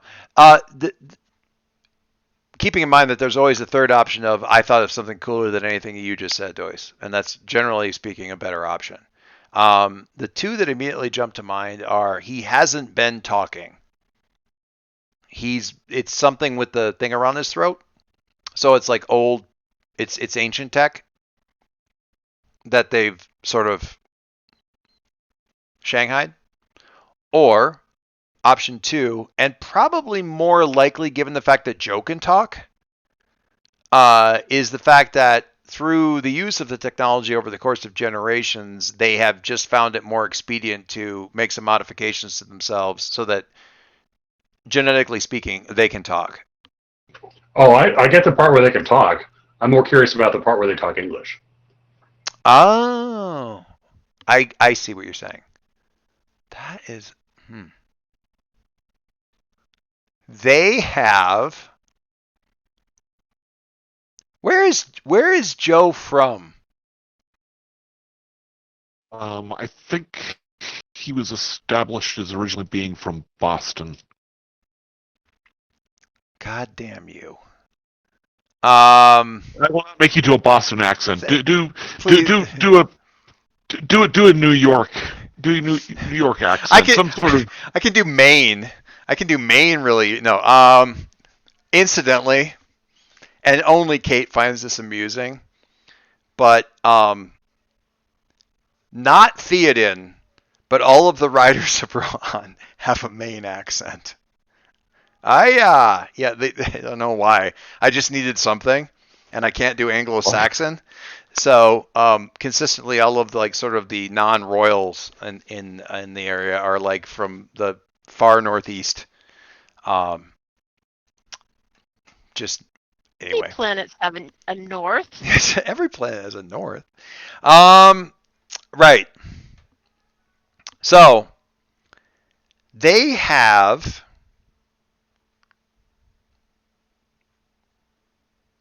Yeah, I will say for the sake of simplicity, without me actually having to do it, is they have an accent that would indicate that is the same as Joe's. They have the same inflection. So it's not a that the lilt that you get with the addition of that sort of pseudo Dutch Afrikaans accent. Certainly not British. It's honestly, I don't know if Alex would think of it this way. It's disappointingly American. And if that thought came or anything, in that general direction, it's like actually it's basically Joe's accent. And I mean, that's useful to know because that tells us something about how they either learn to speak Yeah. or how this whole system works. Like if there's a gorilla hive mind and they can speak English because Joe can speak, that's useful data. that's useful too. Yeah. More to come on that. I think maybe it's not the hive mind thing necessarily, but it's definitely connected to Joe's whole thing.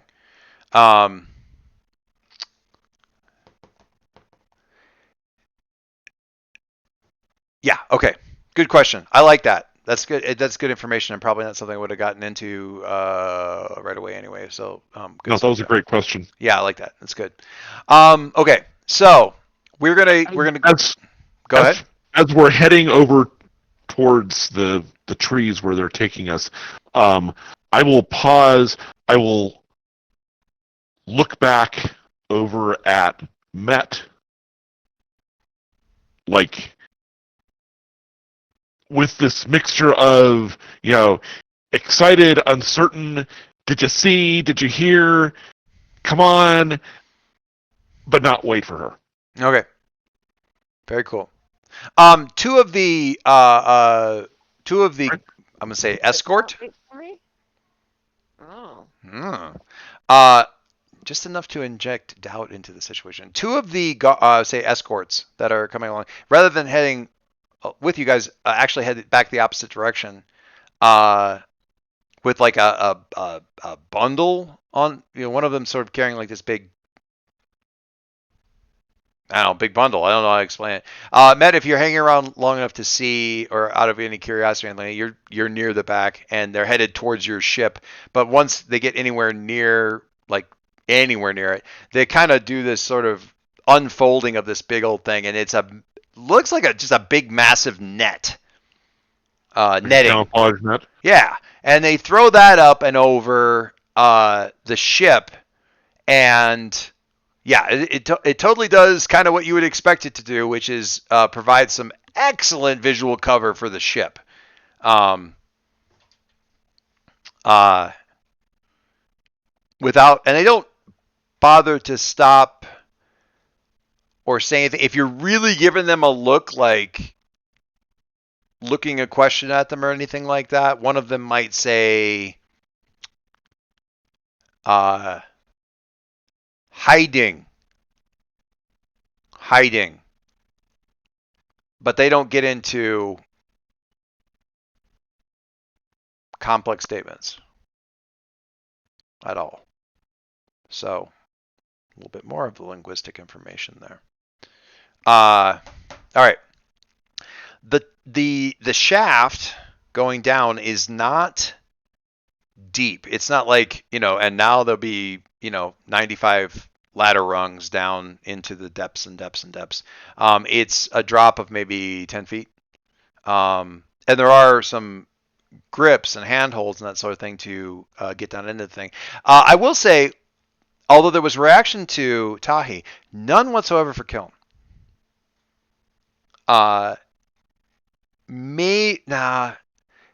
Some questioning looks, but not nearly the kind of reaction that Tahi got.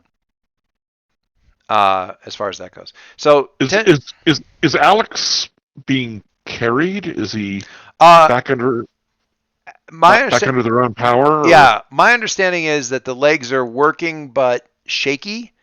So my assumption there was that Gothwitch and Roddy are to a certain extent helping as needed, but they're.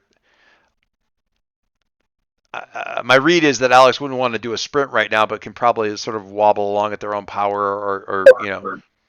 Yeah, I just need to juice up a little bit after. It'll take a bit. Yeah.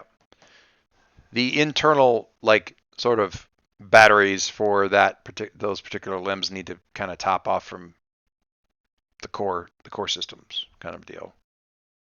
Got to recharge. But yeah, still functional enough to.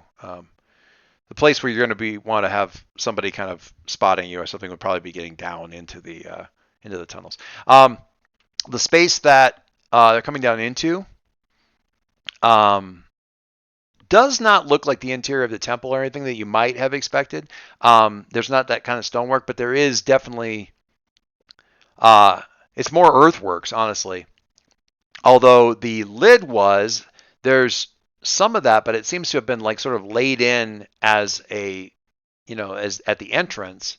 And you see maybe some of the pillars and stuff, but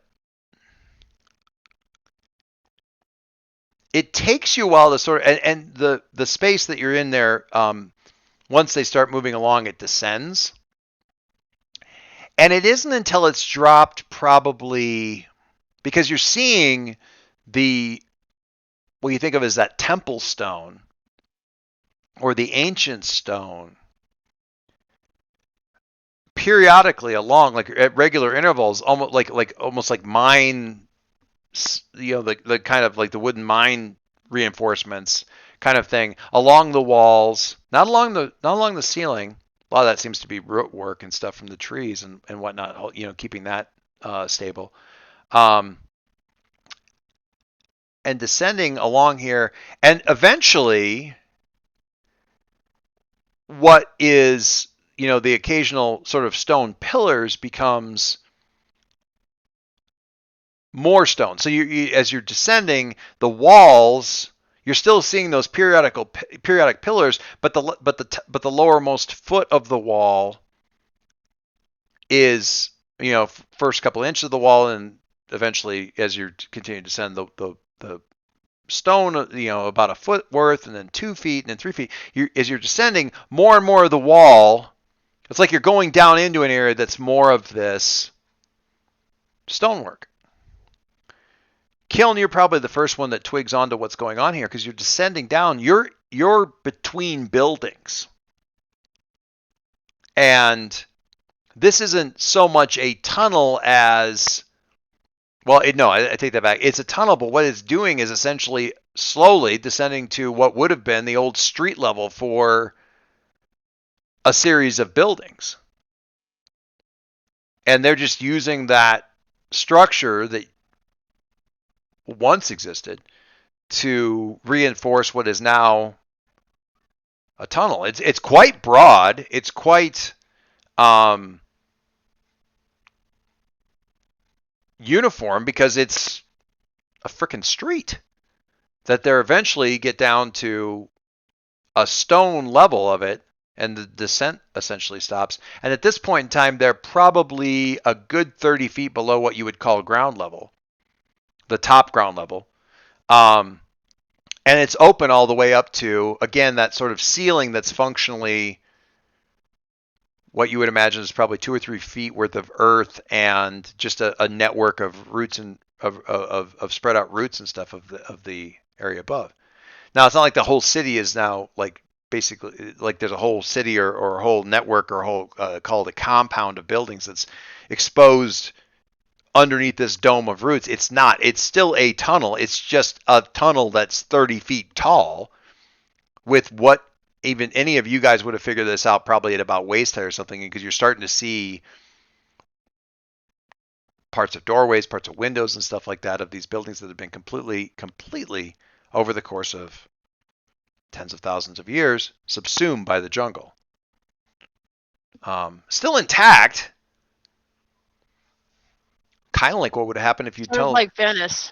Yeah, almost like what would have happened if you were to tunnel down, rather than exposing to the sky, tunnel down at an angle to street level in Pompeii. The time this would have taken, probably pretty extensive too. Anyway, so this goes for probably, I don't know, quarter mile of this kind of descent. Again, you don't accumulate any extra escorts or anything. There's still only about 8 or 9, counting their leader, main guy.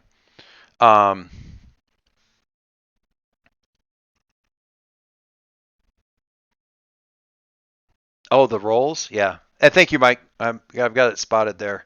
But thank you, because I might not have. So we're heading down into this, along the street, and Gilm, how consistent are the structures for the cities of back in your day? Were they?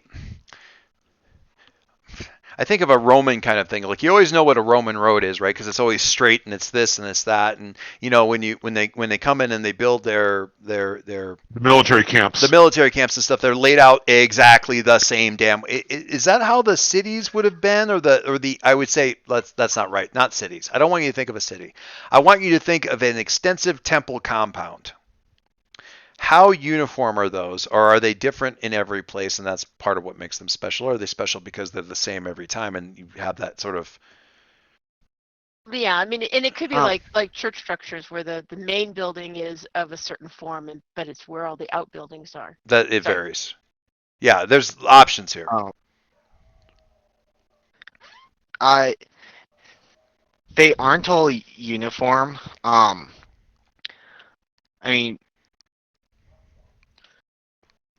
I mean, first off, it was my people were not exactly an empire Gotcha. like Rome. Gotcha. Uh, Yes.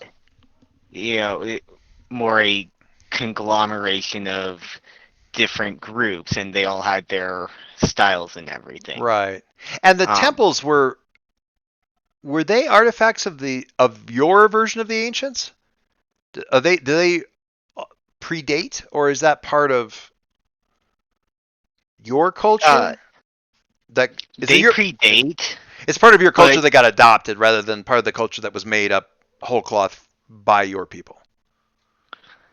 They predate my culture, but I mean, wear and tear. There's going to be certain repairs made to the temples, Sure. and as enough time passes, you use the materials around in the nearby area, the construction styles that you're used to, so they all kind of developed a different look. Right. Gotcha. You may be able to go, walk in and kind of go, oh, over there must be where the Right. one room is. Yeah, gotcha. So you have a really good idea, and certainly Tahi seems to also, of where you are, where it's you know when to expect that the next thing you should see should be the central structure.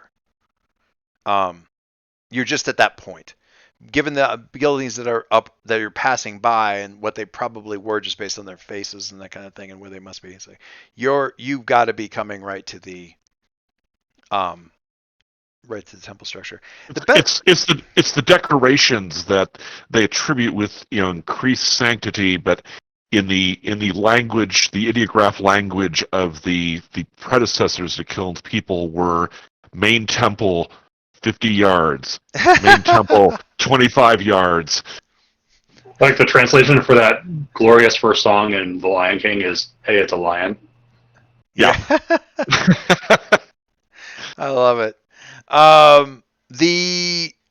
So you now this area has been full. When I say it, so it's not like a city has been fully excavated in here. In this case, it's true. You come out into a broad open space, and the best example I can think of this, if you have seen it most recently enough to think of it, is a thing I was always struck by is in the third Lord of the Rings movie when they go to the Paths of the Dead, and you essentially see like there's a whole flippin' castle keep basically underground.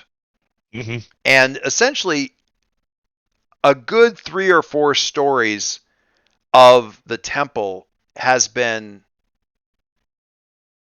either kept clear of whatever subsumed the rest of the complex, or was recovered. All the way around and up, through most. Whether any of it still is above ground would be hard to tell because it does disappear into what's functionally the ceiling of the space. But certainly, and it's well lit. It's not torches and stuff. It's some kind. It's like a glow. Like the stone itself has got the lines lit up, softly, very softly, but it was so prevalent and so throughout that it's got this sort of hazy bluish light You know what? It's not a good picture of. Well, actually, this isn't a terrible picture. Let me give me a hot second while I'm thinking of this. So it kind I've of I've got a picture of the Paths of the Dead interior structure on the. that's not. I'm thinking not so much about the structure of the thing because it doesn't follow that sort of Okay. archaeological type of thing. Okay. But more like what the feel of the lighting would be. And if you'll bear with me it shouldn't take me too very long.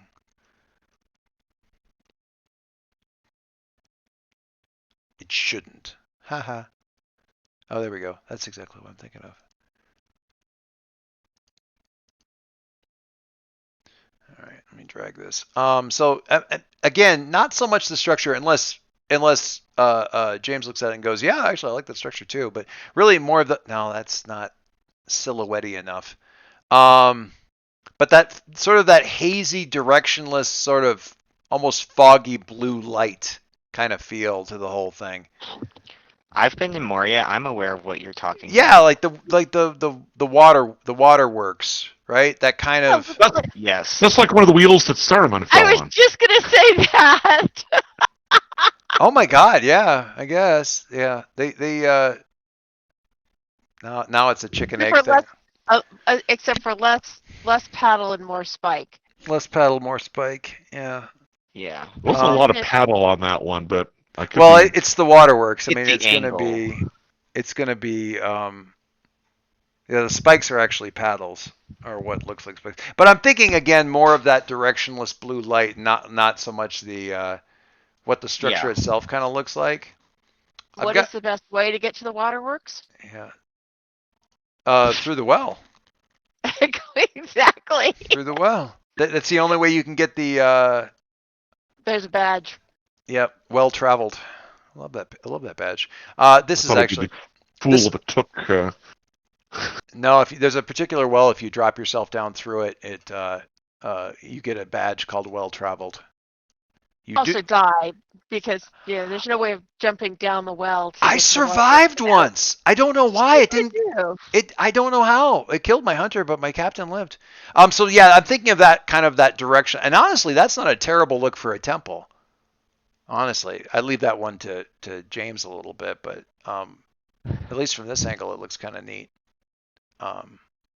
Anyhow, more for the visual anything. And the other probably more cognizant thing is there's hundreds of gorillas here, hundreds, and whatever little the sort of directionless sound of activity that you get from people just living in the space pretty much stops when you guys come in.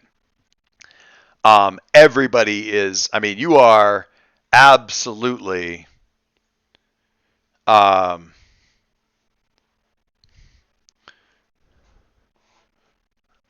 The center of attention. Whether this makes you uncomfortable, comfortable, none of the above. I can probably assure what Joe's reaction is going to be with the next words of our silverback when he raises himself up and says, "Our king has returned." And we'll stop there.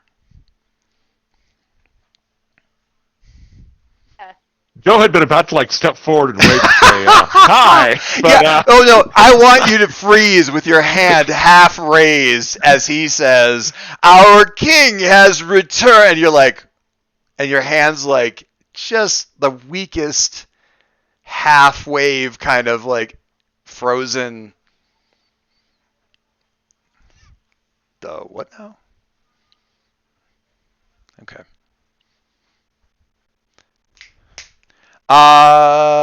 Hey Joe. Closer to the team, further away from the team, more into an image of yourself. Oh. Wow.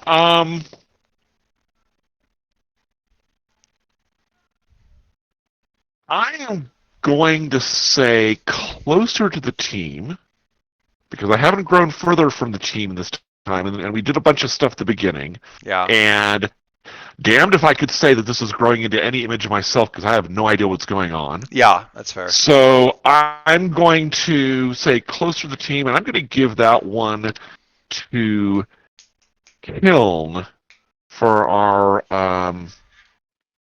battle strategy. Strategy. Like Yeah. Kilden, what about you? Ditto. But Joe. Joe. A mirror image, if you will. Matt, I'm curious how you're processing all of the information that you've gathered this time. Get closer to the team because I felt like I did a lot of support activities. Good. And Like and that? for once, like my future stuff didn't like totally incapacitate me in some way.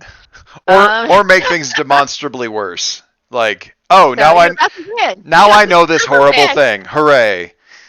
Huzzah! I'm just not sure who to tag for closer to because I felt like I was sort of generally Support on a lot of supporting folks, the yeah. team. Yeah, that's fair. Um, if you want, you could give it to like Gothwitch or something, I guess. I mean, yeah, we've actually done was that with thinking NPCs about before. doing, giving it to Goth, which isn't a bad idea. You know, since I have been, kind of trying to do stuff to support her. Yeah. All right. Um, I mean, it's just going to be giving her influence. That's fine. She doesn't already have influence, so there's no label shifting happening there. But you still get the. and she's one of the few people who doesn't have Yeah. influence So on me. I mean, yeah, it's just a matter of you can clear condition or pick up potential. Good thing. Alex. I will say closer to Roddy for giving me a hand. Okay. A hand, a leg, maybe. Fair and I'm gonna choose Alex for mine because they let me pull their leg. Oh, okay. I love all you. I love some of you a little bit less right now, but it's all good. All right, cool. I want just full disclosure. I did not know what Silverback was going to say until about 30 seconds before he said it. So it's not like I've been waiting to pull that out. Unlike some people's prep, I have not been waiting to drop that particular line for 2 weeks. I'm impressed. That was nice. Thank That you. was, I didn't quite have all the pieces. You guys give me the pieces. I'm just frantically assembling the picture as it goes. There we go. All right, we got some stuff. There's things, and I will leave it to Dave to come up with a good title for this one because I already have it. What is it? Because I've decided I'm going to do all of the titles for these episodes from lines from Africa by Toto. Oh God. So last time we had I Hear the Insects Calling in the Night or whatever it was. Yeah. This time it's Hurry Joe, It's Waiting There for You. Oh God. And there we have it.